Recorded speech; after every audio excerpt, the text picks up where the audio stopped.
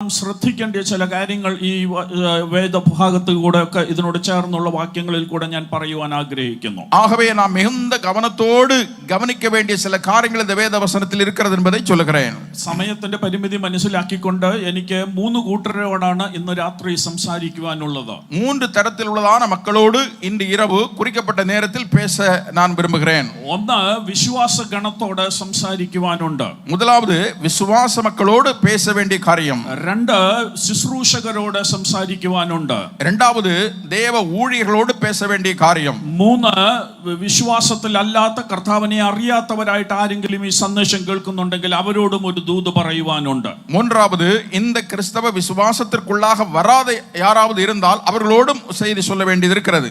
ഇവിടെ പൗലോസ് അവരോട് പറയുകയാണ്, നിങ്ങളുടെ ആരംഭം നല്ലത്, പക്ഷേ നിങ്ങളുടെ അവസാനം ഇങ്ങനെ ജഡത്തിലായി പോകുകയാ. இங்கே அப்போஸ்தலனாகிய பவுல் அங்கே சொல்லுகிறார், உங்களுடைய ஆரம்பங்கள் மிகவும் நன்றாய் இருந்தது, ஆனால் முடிவோ மாம்சத்திற்கேற்றதாய் மாறிவிட்டது. ഈ ജഡത്തിൽ അവസാനിപ്പിക്കുന്നു എന്ന് പറയുമ്പോൾ നമ്മൾക്ക് പെട്ടെന്ന് തോന്നും അവരെന്തോ വലിയ കൊടിയ പാപം ചെയ്ത് പിന്മാറിപ്പോയി എന്നുള്ള ചിന്തയിലേക്ക് നമ്മുടെ ശ്രദ്ധ പോകാൻ സാധ്യതയുണ്ട്. மாம்சத்தில் முடிக்கிறீர்களா என்று அவர்கள் கேட்கும்போது அவர்கள் ஏதோ கொடிய பாவங்கள் செய்து ஆண்டவரை விட்டு முற்றிலுமாக நீங்கி விட்டார்கள் என்று சொல்ல தோன்றுகிறது. എന്നാൽ ഇവിടെ പൗലോസ് ഉപയോഗിക്കുന്ന ജഡത്തിൽ സമാപിപ്പിക്കുന്നു എന്ന് പറയുന്നത് അങ്ങനത്തെ പാപം ചെയ്ത പിന്മാറ്റത്തെ കുറിച്ചല്ല അവിടെ പറയുന്നത്.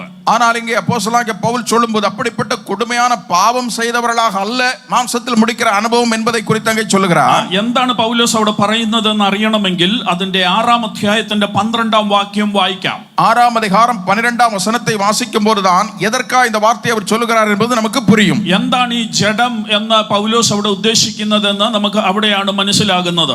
இந்த மாம்சம் என்றால் என்ன என்று பவுல் அங்கே என்ன சொல்லுகிறார் என்பதை அந்த வசனத்திலே நாம் புரிந்து கொள்ள முடியும். வாசியுங்கள். மாம்சத்தின்படி நல்வேஷமாய் காணப்பட விரும்புகிறவர்கள் எவர்களோ அவர்கள் தாங்கள் கிறிஸ்துவுடைய சிலுவை நிமித்தம் துன்பப்படாதபடிக்கு உங்களை விருத்த சேதனம் பண்ணிக்கொள்ள கட்டாயம் பண்ணுகிறார்கள். ഇവിടെ സംഭവിച്ചത് എന്താണെന്ന് ചോദിച്ചാൽ இங்கே என்ன நடந்தது என்று கேட்டால் ഇവർക്ക് പൗലോസ് യേശുക്രിസ്തുവിൽ കൂടെയുള്ള രക്ഷയും നിത്യജീവനെ കുറിച്ചും ഒക്കെ ഇവരെ പഠിപ്പിക്കുകയും ആ നിലയിൽ ഇവരെ മുൻപോട്ട് കൊണ്ടുവരികയും ചെയ്തു. இயேசு கிறிஸ்துவுடைய ரட்சிப்பையும் அவரோடு கூட உள்ள ஐக்கியத்தையும் குறித்து இந்த அப்போஸ்தலர் அவர்களுக்கு கற்றுக் கொடுத்து அவர்களை இந்த விசுவாசத்திற்குள்ளே முதலாவது கொண்டு வருகிறார்கள். എന്നാൽ പൗലോസ് അന്ന് നേരിട്ട ഒരു വലിയ വെല്ലുവിളി എന്തായിരുന്നെന്ന് ചോദിച്ചാൽ, ஆனால் அப்போஸ்தலனாகிய பவுலுக்கு அன்றைய நாட்களில் இருந்த ஒரு மிகப்பெரிய சவால் என்னவென்று கேட்டால், എവിടെല്ലാം പൗലോസ് പോയി ജനത്തിന്റെ നടുവിൽ യേശുക്രിസ്തുവിൽ കൂടെയുള്ള സ്വാതന്ത്ര്യത്തെ കുറിച്ച് പ്രസംഗിച്ച് അവരെ ആ നിലയിൽ ഒരുക്കിയെടുക്കുമോ, எங்கெல்லாம் பவுல் போய் இயேசு கிறிஸ்துவின் மூலமாய் வருகிற விடுதலையை பிரசங்கித்தவர்களை எல்லாம் கிறிஸ்துக்குள்ளாய் நடத்துகிறாரோ, അത് പൗലോസ് ചെയ്തു കഴിഞ്ഞ് പൗലോസ് അവിടുന്ന് പോയി കഴിയുമ്പോൾ കുറെ യഹൂദന്മാർ ഇതിന്റെ പുറകെ വരും. பவுல் அந்த ஊழியத்தை நிறைவேற்றி அவளை கிறிஸ்துவுக்குள் ஆக்கிவிட்டு அங்கிருந்து புறப்பட்டு சென்ற பின்பு சில யூதர்கள் அவர்கள் நடுவிலே கடந்து வருவார்கள். അവര് വന്നിട്ട് ഈ ജനത്തോട് പറയും, പൗലോസ് പറയുന്ന ഉപദേശം ശരിയല്ല, അത് തെറ്റായ ഉപദേശമാണ്, അതുകൊണ്ട് നിങ്ങൾ അത് വിശ്വസിക്കരുത്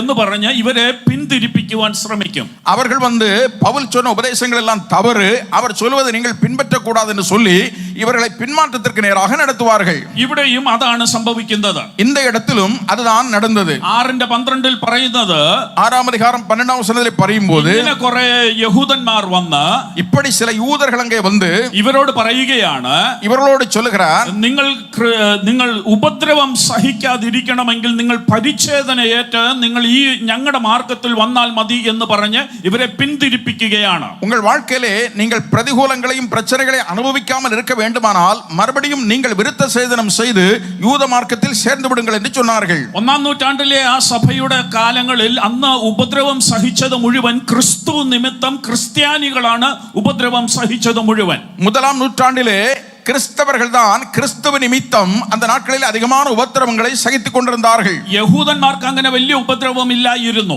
அன்றைய யூதர்களுக்கு அப்படிப்பட்ட உபத்திரவங்கள் இல்லை. അപ്പൊ ഇങ്ങനെ ക്രിസ്തു മതം അനുശാസിച്ച അല്ലെങ്കിൽ അതനുസരിച്ച് മുൻപോട്ട് പോകുന്നവർ വലിയ ഉപദ്രവം സഹിച്ചുകൊണ്ടിരുന്നു. கிறிஸ்தவத்தை ஏற்றுக்கொண்டு அதற்குள்ளே வந்த விசுவாச மக்கள் தான் உபத்திரவங்களை அனுபவித்துக் கொண்டிருந்தார்கள். അവരോടാണ് ഇവർ വന്നിട്ട് പറയുന്നത്, നിങ്ങൾക്ക് ഉപദ്രവം അനുഭവിക്കാതെ നിങ്ങളുടെ ജീവൻ സുരക്ഷിതമായി വെക്കണമെങ്കിൽ ഒരു കാര്യം ചെയ്താൽ മതി. அவர்களிடத்திலே தான் இவர்கள் வந்து சொல்லுகிறார்கள், இந்த உபத்திரவத்தின் வழியாக நீங்கள் போகாமல் நல்ல சுகம் அனுபவிக்க வேண்டுமானால் நீங்கள் ஒரு காரியம் செய்தால் போதும். നിങ്ങൾ പരിച്ഛേദനയേറ്റ യഹൂദ മതത്തിൽ നിങ്ങൾ ചേർന്നാൽ മതി. நீங்கள் விருத்த சேதனம் அடைந்து யூத மார்க்கத்திற்குள்ளே வந்தால் போதும். ക്രിസ്തുവിന്റെ പുറകെ നിങ്ങൾ പോയാൽ നിങ്ങളുടെ ജീവൻ അപകടത്തിലാകും. கிறிஸ்துவுக்கு பின்னாக நீங்கள் போனீர்களானால் உங்கள் உயிருக்கு உத்தரவாதம் இல்லை. അങ്ങനെ പറഞ്ഞ് ഇവരെ ജഡത്തിന്റെ മാർഗത്തിലേക്ക് തിരിക്കുന്നതിനെ കുറിച്ചാണ് പൗലോസ് ഇവിടെ പറയുന്നത്. இப்படி அவர்களிடத்தில் சொல்லி அவர்களை மாம்சீக மார்க்கத்திற்கு நேராக நடத்தும் பொழுதுதான் இந்த வார்த்தையை சொல்லுகிறார். അതാണ് ആ 3-ാം അധ്യായത്തിന്റെ 3-ാം വാക്യത്തിൽ പൗലോസ് ചോദിക്കുന്നത്, ആത്മാവിൽ ആരംഭിച്ചിട്ട് ജഡത്തിൽ സമാപിപ്പിക്കുന്നതോ? அதுதான் அந்த 3-ாம் அதிகாரம் 3-ாம் வசனத்திலே பவுல் கேட்கிறார், மாம்சத்தில் ஆரம்பித்து ஆவியில் ஆரம்பித்து நீங்கள் மாம்சத்தில் முடிக்கிறீர்களா? ഇവിടെ ഇനിയും എന്താണ് ഇവരിങ്ങനെ പോകാനുള്ള കാരണം എന്നുകൂടെ ഞാൻ ഒന്ന് പറഞ്ഞു തന്നിട്ട് ഞാൻ ആ ചിന്തയിലേക്ക് കയറാൻ പോവുകയാണ്. இவர்கள் மறுபடியும் இப்படிப்பட்ட பின்மாற்ற நிலைமைக்கு போவதற்கான காரணம் என்ன என்பதை உங்களோடு பகிர்ந்து கொண்டு தொடர்ந்து செல்ல விரும்புகிறேன். ആ 3-ാം അധ്യായത്തിന്റെ 1-ാം വാക്യം നമുക്കൊന്ന് വായിക്കാം. அந்த 3-ாம் அதிகாரம் முதல் வசனத்தை நாம் வாசிக்க கேட்போம். இல்லாத கலாத்தியரே, நீங்கள் சத்தியத்திற்கு கீழ்ப்படியாமற் போகத்தக்கதாக உங்களை மயக்கினவன் யார்? இயேசு கிறிஸ்து சிலுவையில் அறையப்பட்டவராக உங்கள் கண்களுக்கு முன் பிரத்யட்சமாய் உங்களுக்குள்ளே வெளிப்படுத்தப்பட்டிருந்தாரே. ഇവിടെ പൗലോസ് അവരോട് ചോദിക്കുകയാ, இங்கே பவுல் அவர்களை பார்த்து கேட்கிறான், ബുദ്ധിയില്ലാത്ത ഗലാത്യരെ എന്ന് പറഞ്ഞാണ് അവരെ വിളിക്കുന്നത്. அவர்களை புத்தி இல்லாத கலாத்தியரே என்று சொல்லி அழைக்கிறார். എന്നിട്ട് അവരോട് പറയുകയാ, சொல்லிவிட்டு அவரோடு சொல்லுகிறார், യേശു ക്രിസ്തു ക്രൂശിക്കപ്പെട്ടവനായി നിങ്ങളുടെ കൺമുൻപിൽ വരച്ചു കിട്ടിയിരിക്കെ, இயேசு கிறிஸ்து சிலுவையில் அறையப்பட்டவராய் உங்கள் கண்களுக்கு முன்பதாக பிரத்யட்சப்பட்டிருக்க നിങ്ങളെ ശുദ്രം ചെയ്ത് മയക്കിയതാർ? உங்களுக்கு தவறான உபதேசத்தை சொல்லி உங்களை மயக்கினவன் யார்? എന്നിട്ട് ഇത് പറഞ്ഞിട്ടാണ് തൊട്ട് താഴെ 3-ാം വാക്യത്തിൽ ചോദിക്കുന്നത്, നിങ്ങൾ ആത്മാവിൽ ആരംഭിച്ചിട്ട് ജഡത്തിലോ സമാപിപ്പിക്കുന്നത്? இதை சொல்லிவிட்டு தான் அடுத்த வசனத்திலே நீங்கள் ஆவியிலே ஆரம்பித்து மாம்சத்தில் முடிக்கிறது என்ன? അപ്പൊ എനിക്കൊരു കാര്യം മനസ്സിലായി.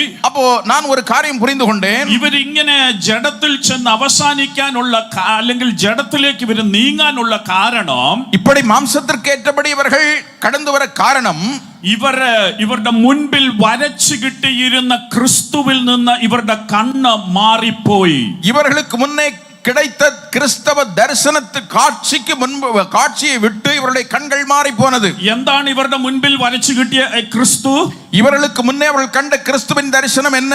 അതാണ് പൗലോസ് 1-ാം വാക്യത്തിൽ പറഞ്ഞത്, ക്രൂശിക്കപ്പെട്ട ക്രിസ്തു. அதுதான் முதல் வசனத்திலே இங்கே சொல்லப்பட்டிருக்கிறது, சிலுவையில் அறையப்பட்ட கிறிஸ்து. അപ്പം പൗലോസ് ഇവരുടെ മുൻപിൽ അവതരിപ്പിച്ചത്, அப்படியானால் பவுல் இவர்களுக்கு முன்னே சொன்ன ஒரு காரியம், അപ്പം തരുന്ന ക്രിസ്തുവിനെ അല്ല, அப்பம் கொடுக்கிற கிறிஸ்துவை அல்ல, കടഭാരം മാറ്റുന്ന ക്രിസ്തുവിനെ അല്ല, கடன் பிரச்சனையை மாற்றுகிற கிறிஸ்து அல்ல, പ്രശ്നങ്ങൾക്ക് പരിഹാരം വരുത്തുന്ന ക്രിസ്തുവിനെ അല്ല, பிரச்சனைகளுக்கு பரிகாரம் உண்டு பண்ணுகிற கிறிஸ்து அல்ல. അതൊക്കെ ക്രിസ്തു ചെയ്യുന്നുണ്ട്. அதையெல்லாம் கிறிஸ்து செய்கிறார். പക്ഷേ പൗലോസ് ഇവരുടെ മുൻപിൽ വരച്ചു കാട്ടിയത്, ஆனால் அப்போஸ்தலனாகிய பவுல் இவர்களுக்கு முன்னே காட்டின ക്രൂശിക്കപ്പെട്ട ക്രിസ്തു, சிலுவையில் அறையப்பட்ட கிறிஸ்து. ആ ക്രിസ്തുവിനെ പൗലോസ് ഉപയോഗിച്ച ഭാഷ ഇതാ, വരച്ചു കാട്ടിയിരിക്കെ. சிலுவையில் அறையப்பட்ட அந்த கிறிஸ்து.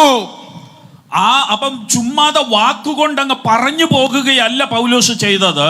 വീണാக വാർത്തയിനാലെ ചൊല്ലിവിട്ട് അല്ല പൗൽ അങ്ങേ ചെല്ലുகிறான். വരച്ചു കാട്ടുക എന്ന് പറഞ്ഞാൽ അതുപോലെ പൗലോസ് ശ്രമം ചെയ്ത് ആ ക്രിസ്തുവിനെ നന്നായി അവരുടെ മുൻപിൽ അവതരിപ്പിച്ചു. வரைந்து காட்டுகிறார் என்று சொல்லுகிறது, கிறிஸ்துவை குறித்த சரியான ஒரு தரிசனத்தை பார்வையை பவுல் அவர்களுக்கு முன்பதாக வைக்கிறார். അവൻ ക്രൂശിക്കപ്പെട്ട ആ ക്രിസ്തുവിനെ കണ്ടു കഴിഞ്ഞാൽ പിന്നെ ആരും പിന്മാറി പോകാത്ത നിലയിലുള്ള ഒരു ക്രിസ്തുവിനെയാ പൗലോസ് അവരുടെ മുൻപിൽ വരച്ചു കാട്ടിയത്. பவுல் அவர்களுடைய கண்களுக்கு முன்பதாக காட்டி கொடுத்த கிறிஸ்து என்பவர், அந்த கிறிஸ்துவை ஒருவனுடைய கண் கண்டால் ക്രിസ്തുവെ വിട്ട് ഒരു നാളും അവൻ പിൻവാങ്ങി പോക മാട്ടാൻ. പക്ഷേ ഇവിടെയാണ് ഇവരുടെ ഇടയിൽ ഈ യഹൂദന്മാർ വന്നിട്ട് ഇവരെ ഈ ക്രൂശിക്കപ്പെട്ട ക്രിസ്തുവിൽ നിന്ന് കണ്ണ് മാറ്റിയിട്ട് ജഡത്തിന്റെ വഴികളിലേക്ക് കൊണ്ടുപോകുന്നത്. இந்த சூழ்நிலையிலே தான் இந்த யூதர்கள் வந்து இந்த கிறிஸ்தவர்களிடத்திலே சொல்லி சிலுவையில் அறையப்பட்ட இயேசுவின் மேல் இருந்த கண்ணை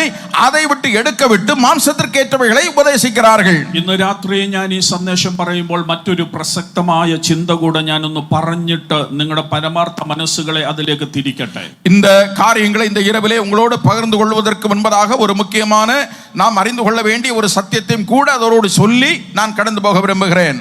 ഭാഗ്യവശാൽ കേരളത്തിലും തമിഴ്നാട്ടിലും ആയിരിക്കുന്ന എനിക്കും നിങ്ങൾക്കും ഇന്ന് ആരാധിക്കുവാൻ വലിയ കുഴപ്പമില്ലാതെ സ്വാതന്ത്ര്യത്തോടെ ആരാധിക്കാൻ പറ്റുന്നുണ്ട്. கேரளாவிலும் தமிழ்நாட்டிலும் இந்த நாட்களிலே ஆராதிக்கிறதான கர்த்தருடைய பிள்ளைகளுக்கு நமக்கு பெரிய உத்தரவும் ஒன்றும் இல்லாத சூழ்நிலை இருக்கிறது.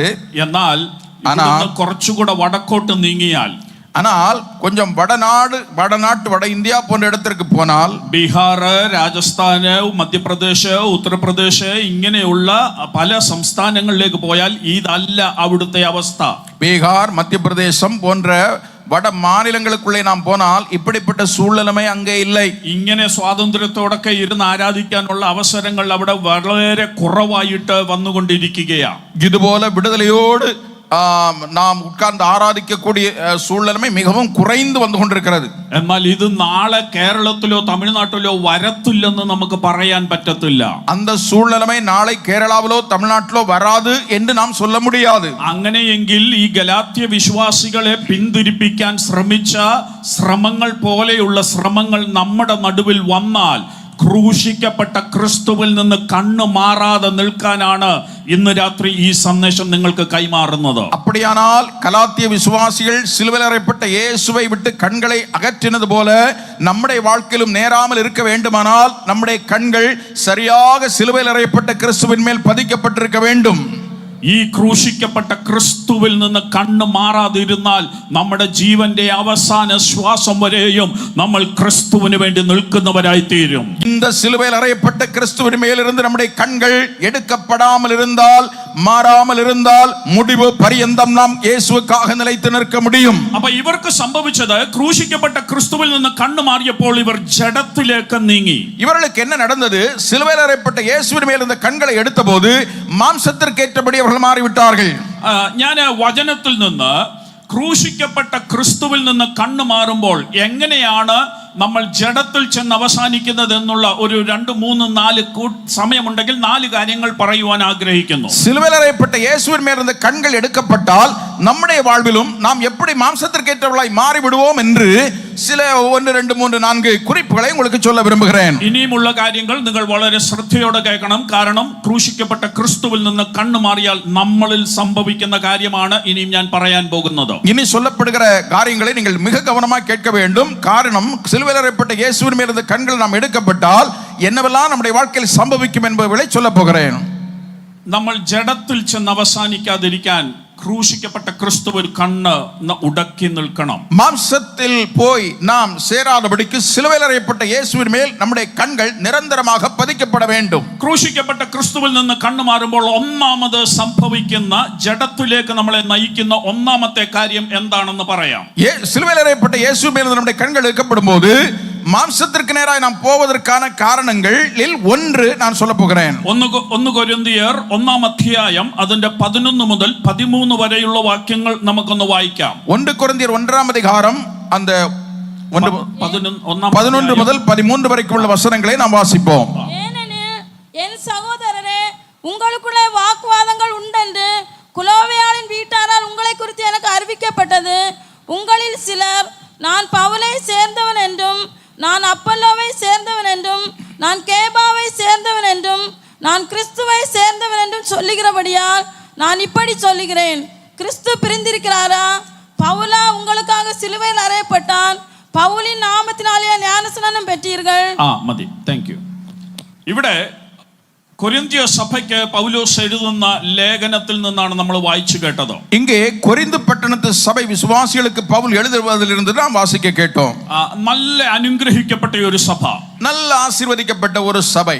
പിന്നീട് അതിനെ കുറിച്ച് പറയുന്നത് ഒരു കൃപാവരത്തിനും കുറവില്ലാത്ത ഒരു സഭ എന്നൊക്കെയാണ് പറയുന്നത്. பின்னாலே அந்த அதிகாரங்களிலே எல்லா கிருபை வரங்களாலும் நிறைக்கப்பட்ட ஒரு சபை என்று வாசிக்கிறோம். പക്ഷേ ഈ സഭയെ കുറിച്ച് പൗലോസിന് ഒരു റിപ്പോർട്ട് കിട്ടിയപ്പോൾ, இந்த சபையை குறித்து அப்போஸ்தலனாகிய பவுலுக்கு ஒரு அறிக்கை கிடைத்தபோது പൗലോസിന് മനസ്സിലായി ആ സഭയ്ക്കകത്ത് 4 ഗ്രൂപ്പുകളുണ്ട്. அந்த சபைக்குள்ளே 4 பிரிவுகள் மக்கள் மத்தியில் இருந்ததாக பவுல் புரிந்து கொண்டார். ഒരു കൂട്ടർ അപ്പല്ലോസിന്റെ പക്ഷക്കാർ, ஒரு பிரிவினர் அப்பல்லோவோடு கூட அப்பல்லோவின் பட்சத்தார், വേറെ ഒരു കൂട്ടർ കേഫാവിന്റെ പക്ഷക്കാർ അല്ലെങ്കിൽ പത്രോസിന്റെ പക്ഷക്കാർ, இன்னொரு கூட்டத்தார் பேதுருடைய கூட்டத்தார், വേറെ ഒരു കൂട്ടര് പൗലോസിന്റെ പക്ഷക്കാർ, இன்னொரு கூட்டத்தார் பவுலுடைய கூட்டத்தார், വേറെ ഒരു കൂട്ടര് ക്രിസ്തുവിന്റെ പക്ഷക്കാർ. இன்னொரு கூட்டம் கிறிஸ்துவோடு അങ്ങനെ சேர்ந்தவர்கள். ഈ സഭയ്ക്കകത്ത് ഇപ്പൊ 4 ഗ്രൂപ്പാണ് ഉള്ളത്. இந்த சபைக்குள்ளே 4 பிரிவினர்கள் இருக்கிறார்கள். ഇത് പൗലോസ് എടുത്ത് പറഞ്ഞിട്ട് അവരോട് ചോദിക്കുന്ന ഒരു ചോദ്യത്തിലേക്കാണ് ഞാൻ നിങ്ങളെ കൊണ്ടുപോകുന്നത്. இதை அங்கே பவுல் எடுத்து சொல்லிவிட்டு ஒரு கேள்வியை அவர் கேட்கிறார். പൗലോസ് 13-ാം വാക്യത്തിൽ ചോദിക്കുകയാണ്, அந்த 13ஆம் வசனத்திலே பவுல் கேட்கிறார், ക്രിസ്തു വിഭാഗിക്കപ്പെട്ടിരിക്കുന്നുവോ? கிறிஸ்து பிரிக்கப்பட்டிருக்கிறாரா? അടുത്ത ചോദ്യം. அடுத்த கேள்வி, അല്ല, പൗലോസ് നിങ്ങൾക്ക് വേണ്ടി ക്രൂശിക്കപ്പെട്ടുവോ? பவுலா உங்களுக்காக சிலுவையில் அறையப்பட்டார். അപ്പൊ ഇവിടെ ശ്രദ്ധിക്കേണ്ട കാര്യം, இங்கே கவனிக்க வேண்டிய காரியம், പൗലോസ് അവരോട് പറയുകയാ, பவுல் அவர்களை பார்த்து சொல்லுகிறார், നിങ്ങളുടെ ഇടയിൽ പല നിലയിലുള്ള ശുശ്രൂഷകൾ ചെയ്യാനായിട്ട് ദൈവം പല സമയങ്ങളിൽ പലരെ എഴുന്നേൽപ്പിച്ചു. உங்கள் நடுவிலே பல விதங்களிலே ஊழியங்களை செய்வதற்கு பல நிலைமைகளில் உட்பட்ட ஊழியர்களை தேவன் எழுப்பினார். ഒരു പക്ഷെങ്കിൽ കേഫാവ് നിങ്ങളുടെ ഇടയിൽ ശുശ്രൂഷിച്ച അനുഭവം നിങ്ങൾക്ക് കാണാം. கேபா உங்கள் நடுவிலே ஊழியம் செய்த அனுபவம் உங்களுக்கு தெரியும். അല്ലെങ്കിൽ അപ്പല്ലോസ് നിങ്ങളുടെ ഇടയിൽ ശുശ്രൂഷിച്ചിട്ടുണ്ടായിരിക്കാം. அப்பல்லோ உங்கள் நடுவிலே ஊழியம் செய்திருக்கலாம். പൗലോസ് എന്ന ഞാൻ നിങ്ങളുടെ ഇടയിൽ ശുശ്രൂഷിച്ചിട്ടുണ്ടായിരിക്കാം. பவுலாகிய நான் உங்கள் நடுவிலே ஊழியம் செய்திருக்கலாம். പക്ഷേ ഇതെല്ലാം ഞങ്ങളെല്ലാം ക്രിസ്തുവിന് വേണ്ടിയാണ് ശുശ്രൂഷിച്ചത്. ஆனால் இதெல்லாம் இயேசு கிறிஸ்துவுக்காகத்தான் இந்த ஊழியத்தை உங்களுக்கு செய்தோம். പക്ഷേ നിങ്ങൾക്കൊരു കുഴപ്പം പറ്റി. ஆனால் உங்களுக்கு ஒரு பிரச்சனை வந்தது. നിങ്ങളിൽ കുറച്ചു പേർക്ക് കേഫാവിന്റെ ശുശ്രൂഷയോട് വലിയ താല്പര്യമായി. உங்களில் சிலருக்கு கேபாவின் ஊழியத்தில் மிகவும் பிரியமாயிருந்தீர்கள். കാരണം കേഫാവ് വന്ന് ശുശ്രൂഷിക്കുമ്പോൾ വലിയ അത്ഭുതങ്ങളും അടയാളങ്ങളും ഒക്കെ നടക്കും. காரணம் கேபா வந்து உங்கள் நடுவிலே ஊழியம் செய்யும் பொழுது அற்புத அடையாளங்கள் நடக்கும். വേറെ കുറച്ചു പേർക്ക് അപ്പല്ലോസിന്റെ ശുശ്രൂഷ വലിയ താല്പര്യമായി. மற்றும் சிலருக்கு அப்பல்லோருடைய ஊழியம் மிகவும் பிடித்தம். കാരണം അപ്പല്ലോസ് നന്നായി പ്രസംഗിക്കാൻ കഴിയുന്ന ഒരു മനുഷ്യനാണ്. காரணம் அப்பல்லோஸ் நன்றாய் பிரசங்கிக்கிற ஒரு மனுஷன். അദ്ദേഹത്തിന്റെ പ്രസംഗമൊക്കെ കേട്ട് നിങ്ങൾ അങ്ങ് കോരി തരിച്ച് കുറെ പേര് അദ്ദേഹത്തിന്റെ കൂടെ അങ്ങ് കൂടി. அவருடைய பிரசங்கத்தை கேட்டு மிகவும் ரசித்து அவரோடு கூட சிலர் கூடினார்கள். പിന്നെ വേറെ കുറച്ചു പേർക്ക് ഞാൻ വന്ന് ശുശ്രൂഷിച്ചപ്പോൾ എന്നോട് ഒരു താല്പര്യം തോന്നി. மற்றொரு கூட்டத்தாருக்கு நான் வந்து பிரசங்கிக்கும் போது என் மேல ரொம்ப அன்பு வந்தது. ഇവര് രണ്ടുപേരും ചെയ്യാത്ത മറ്റൊരു ശുശ്രൂഷയാ എനിക്ക് ദൈവം തന്നത്. സ്വർഗീയ വെളിപ്പാടനുസരിച്ച് ആത്മിക മർമ്മങ്ങൾ നിങ്ങൾക്ക് പറഞ്ഞു തരുന്ന ഒരു ശുശ്രൂഷ. மற்றவர்கள் 2 பேருக்கும் இல்லாத ஒரு ஊழியத்தை தேவன் எனக்கு கொடுத்தார். அது ஆவிக்குரிய வெளிப்பாடுகளை தேவனிடமிருந்து பெற்று ஆவிக்குரிய ரகசியங்களை அறிவிக்கிற ஊழியம். പക്ഷെ അതുകൊണ്ട് നിങ്ങൾ കുറെ പേര് എന്റെ കൂടെ ചേർന്നു. ஆகவே அது விருப்பப்பட்டு சிலர் என்னோடு கூட சேர்ந்தீர்கள். അങ്ങനെ നിങ്ങൾ ഈ സഭയ്ക്കകത്ത് നിങ്ങളുടെ നടുവിൽ ശുശ്രൂഷിക്കുന്നവരുടെ പക്ഷം ചേർന്ന് നിങ്ങൾ 4 ഗ്രൂപ്പായി മാറി. இப்படி சபையின் நடுவிலே உங்களுக்காக ஊழியம் செய்கிற ஊழியர்கள் பட்சத்தில் சேர்ந்து 4 பிரிவினர்களாய் மாறிவிட்டார்கள். എന്നിട്ട് പൗലോസ് ചോദിക്കുകയാ, இதை சொல்லிவிட்டு பவுல் கேட்கிறார், ക്രിസ്തു വിഭജിക്കപ്പെട്ടുവോ? கிறிஸ்து பிரிந்திருக்கிறாரா? അടുത്ത ചോദ്യമാണ് പ്രസക്തം. அடுத்த கேள்விதான் முக்கியம். പൗലോസ് നിങ്ങൾക്ക് വേണ്ടി ക്രൂശിക്കപ്പെട്ടുവോ? பவுல் உங்களுக்காய் சிலுவையில் அறையப்பட்டாரா? അപ്പൊ അതിന്റെ ആ ചോദ്യത്തിന്റെ അർത്ഥം ഞാൻ ഇങ്ങനെ വ്യാഖ്യാനിക്കാം. அந்த கேள்வியினுடைய அர்த்தத்தை நான் இப்படி வியாக்கியானம் பண்ணுகிறேன். പൗലോസ് പറയുകയാണ്, பவுல் சொல்லுகிறார், നിങ്ങൾക്ക് വേണ്ടി ക്രൂശിക്കപ്പെട്ടത് പൗലോസോ കേഫാവോ അപ്പല്ലോസോ അല്ല. உங்களுக்காக சிலுவையில் அறையப்பட்டது பவுலோ அப்பல்லோவோ கேபாவோ அல்ல. നിങ്ങൾക്ക് വേണ്ടി ക്രൂശിക്കപ്പെട്ടത് യേശു ക്രിസ്തുവാണ്.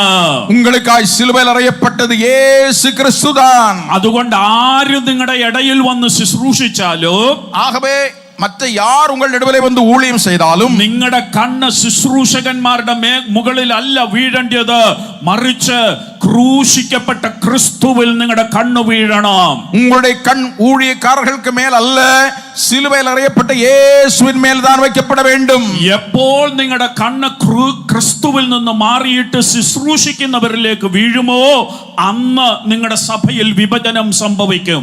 எப்பொழுது சிலுவையில் அறையப்பட்ட இயேசுவை விட்டு உங்கள் கண்கள் எடுக்கப்பட்டு ஊழியக்காரர்கள் மேலே உங்கள் கண்கள் விழுமோ அப்பொழுது சபையிலே பிரிவினைகள் உண்டாகிறது. കൃപാസനം സഭയിലെ വിശ്വാസികളോട് ഞാൻ ഇന്ന് രാത്രി ഈ ദൈവവചനത്തിന്റെ വെളിച്ചത്തിൽ ഒന്ന് ഓർപ്പിക്കട്ടെ. കൃപാസനം സഭ വിശ്വാസികളോട് இந்த വേദ വചന വെളിച്ചത്തിലെ ചില കാര്യങ്ങളെ ஞாபகப்படுத்துகிறேன். ദൈവത്താൽ നിയോഗിക്കപ്പെട്ട അനുഗ്രഹിക്കപ്പെട്ട ദൈവദാസന്മാർ നിങ്ങളുടെ ശുശ്രൂഷയ്ക്ക് വേണ്ടി ദൈവം നിങ്ങൾക്ക് തന്നിട്ടുണ്ട്. தேவனால் அழைக்கப்பட்ட அபிஷேகம் பண்ணப்பட்ட ஏராளம் தேவ மனுஷர்களை ஊழியர்களை கர்த்தர் நமக்கு கொடுத்திருக்கிறார். അനുഗ്രഹിക്കപ്പെട്ട ഒരു ദൈവദാസൻ നിങ്ങളുടെ സഭയ്ക്ക് നേതൃത്വം നൽകുന്നുണ്ട്. ஆசீர்வதிக்கப்பட்ட ஒரு தேவதாசர் உங்களுடைய சபைக்கு தலைமைத்துவம் கொடுக்கிறார். പക്ഷേ ഒരു കാര്യം മനസ്സിലാക്കിക്കോണം. ஆனால் ஒரு காரியத்தை நீங்கள் புரிந்து கொள்ள வேண்டும். ഇവർക്കൊക്കെ വ്യത്യസ്തമായ കൃപകളും കൃപാവരങ്ങളും കാണും. இவர்களுக்கெல்லாம் வித்தியாசமான கிருபைகளும் கிருபை வரங்களும் இருக்கலாம். ഒരാൾക്ക് ചിലപ്പോൾ രോഗശാന്തി വരം കാണും. ஒருவருக்கு நோய் சுகமாக்குற வரம் இருக்கலாம். വേറെ ഒരാൾക്ക് പ്രവചന വരം കണ്ടേക്കാം. இன்னொருவருக்கு தீர்க்கதரிசன வரம் இருக்கலாம். വേറെ ഒരാൾക്ക് നന്നായി വചനം പ്രസംഗിക്കാൻ അറിയാം. இன்னொருவருக்கு நன்றாய் வசனத்தை வியாக்கியானம் பண்ணுகிற வரம். വേറെ ഒരാൾ നന്നായി വചനം പഠിപ്പിക്കാൻ അറിയാം. இன்னொருவருக்கு நன்றாய் போதிக்கிற வரம். പക്ഷേ അത് കണ്ടോണ്ട് നിങ്ങൾ നാളെ നിങ്ങളുടെ സഭ വിട്ടേച്ച് അവരുടെ സഭയിൽ പോയി കയറരുത്. ஆகவே இவைகளெல்லாம் பார்த்துவிட்டு உங்கள் சபையை விட்டு அவருடைய காரியம் நன்றாக இருக்கிறது அந்த சபையிலே போய் சேரக்கூடாது. നിങ്ങളെ ദൈവം എവിടെ ആക്കിയിരിക്കുന്നുവോ, ഏത് ഇടയന്റെ കീഴിൽ ആക്കിയിരിക്കുന്നുവോ അവിടെ തന്നെ വിശ്വസ്തരായി നിങ്ങൾ നിൽക്കണം. எந்த மேய்ப்பனுக்கு கீழே கர்த்தர் உங்களை வைத்திருக்கிறாரோ அந்த மேய்ப்பனுக்கு உண்மையுள்ளவர்களாக நீங்கள் இருக்க வேண்டும். ഒരു കാര്യം നിങ്ങൾ ഓർത്തോണം. ஒரு காரியத்தை நீங்கள் புரிந்து கொள்ள வேண்டும். ഇവരെല്ലാം ക്രിസ്തുവിന്റെ പ്രതിനിധികളാണ്. இவர்களெல்லாம் கிறிஸ்துவனுடைய பிரதிநிதிகளாக இருக்கிறார்கள். ഇവരിൽ കൂടെ നിങ്ങൾ ക്രിസ്തുവിനെ കാണണം. இவர்கள் மூலமாக கிறிஸ்துவை நீங்கள் காண வேண்டும். നിങ്ങളുടെ മുൻപിൽ ആര് നിന്ന് ശുശ്രൂഷിച്ചാലും നിങ്ങൾ അവരുടെ വ്യക്തിപരമായ കഴിവുകളിൽ അല്ല നോക്കേണ്ടത്, നിങ്ങൾ ക്രൂശിക്കപ്പെട്ട ക്രിസ്തുവിൽ നോക്കണം. உங்களுக்கு முன்னே யார் நின்று ஊழியம் செய்தாலும் அவர்கள் மூலமாய் வெளிப்படுகிற கிருபை வளங்களை அல்ல, அவைகளை கொடுத்த கிறிஸ்துவின் மேல் உங்கள் கண்கள் இருக்க வேண்டும். അല്ലാത്ത പക്ഷം നിങ്ങളുടെ ഇടയിൽ വിഭിന്നതയുണ്ടാകും. இல்லையானால் உங்கள் நடுவிலே பிரிவினைகள் உண்டாகும். അങ്ങനെ വിഭിന്നതയുണ്ടായി കഴിഞ്ഞാൽ നിങ്ങൾ ആത്മാവിൽ ആരംഭിച്ചത് ജഡത്തിൽ ചെന്ന് അവസാനിക്കും. அப்படி பிரிவினைகள் உண்டானால் ஆவியிலே ஆரம்பித்த நீங்கள் மாம்சத்திலே முடிக்க வேண்டியது இருக்கும். ഇനി രണ്ടാമത്തെ ഇടം എവിടെയാ? ക്രൂശിക്കപ്പെട്ട ക്രിസ്തുവിൽ നിന്ന് കണ്ണുമാറുമ്പോൾ എന്താ സംഭവിക്കുന്നതെന്ന് നോക്കാം. இரண்டாவது என்ன சம்பவிக்கும் என்பதை சொல்லுகிறேன். ആ അധ്യായം തന്നെ 1 കൊരിന്ത്യർ 1-ാം അധ്യായം 1 കൊരിന്ത്യർ 1-ാം அதிகாரம் 22, 23, 24 വാക്യങ്ങൾ. 22, 23, 24 வசனங்களை வாசிக்கலாம். கிரேக்கர் ஞானத்தை தேடுகிறார்கள், நாங்களோ சிலுவையில் அறையப்பட்ட கிறிஸ்துவை பிரசங்கிக்கிறோம். அவர் யூதருக்கு இடரலாயும் கிரேக்கருக்கு பைத்தியமாகவும் இருக்கிறார். ஆகிலும் யூதராலும் கிரேக்கராலும் எவர்கள் அழைக்கப்பட்டு இருக்கிறார்களோ அவர்களுக்கு கிறிஸ்து தேவ பலனும் தேவ ஞானமாய் இருக்கிறார். இந்தபடி தேவனுடைய பைத்தியம் என்னப்படுவது മനുഷ്യരുടെ ജ്ഞാനത്തിനാലും അധിക ജ്ഞാനമായി ഇരിക്കുന്നത്. മതി.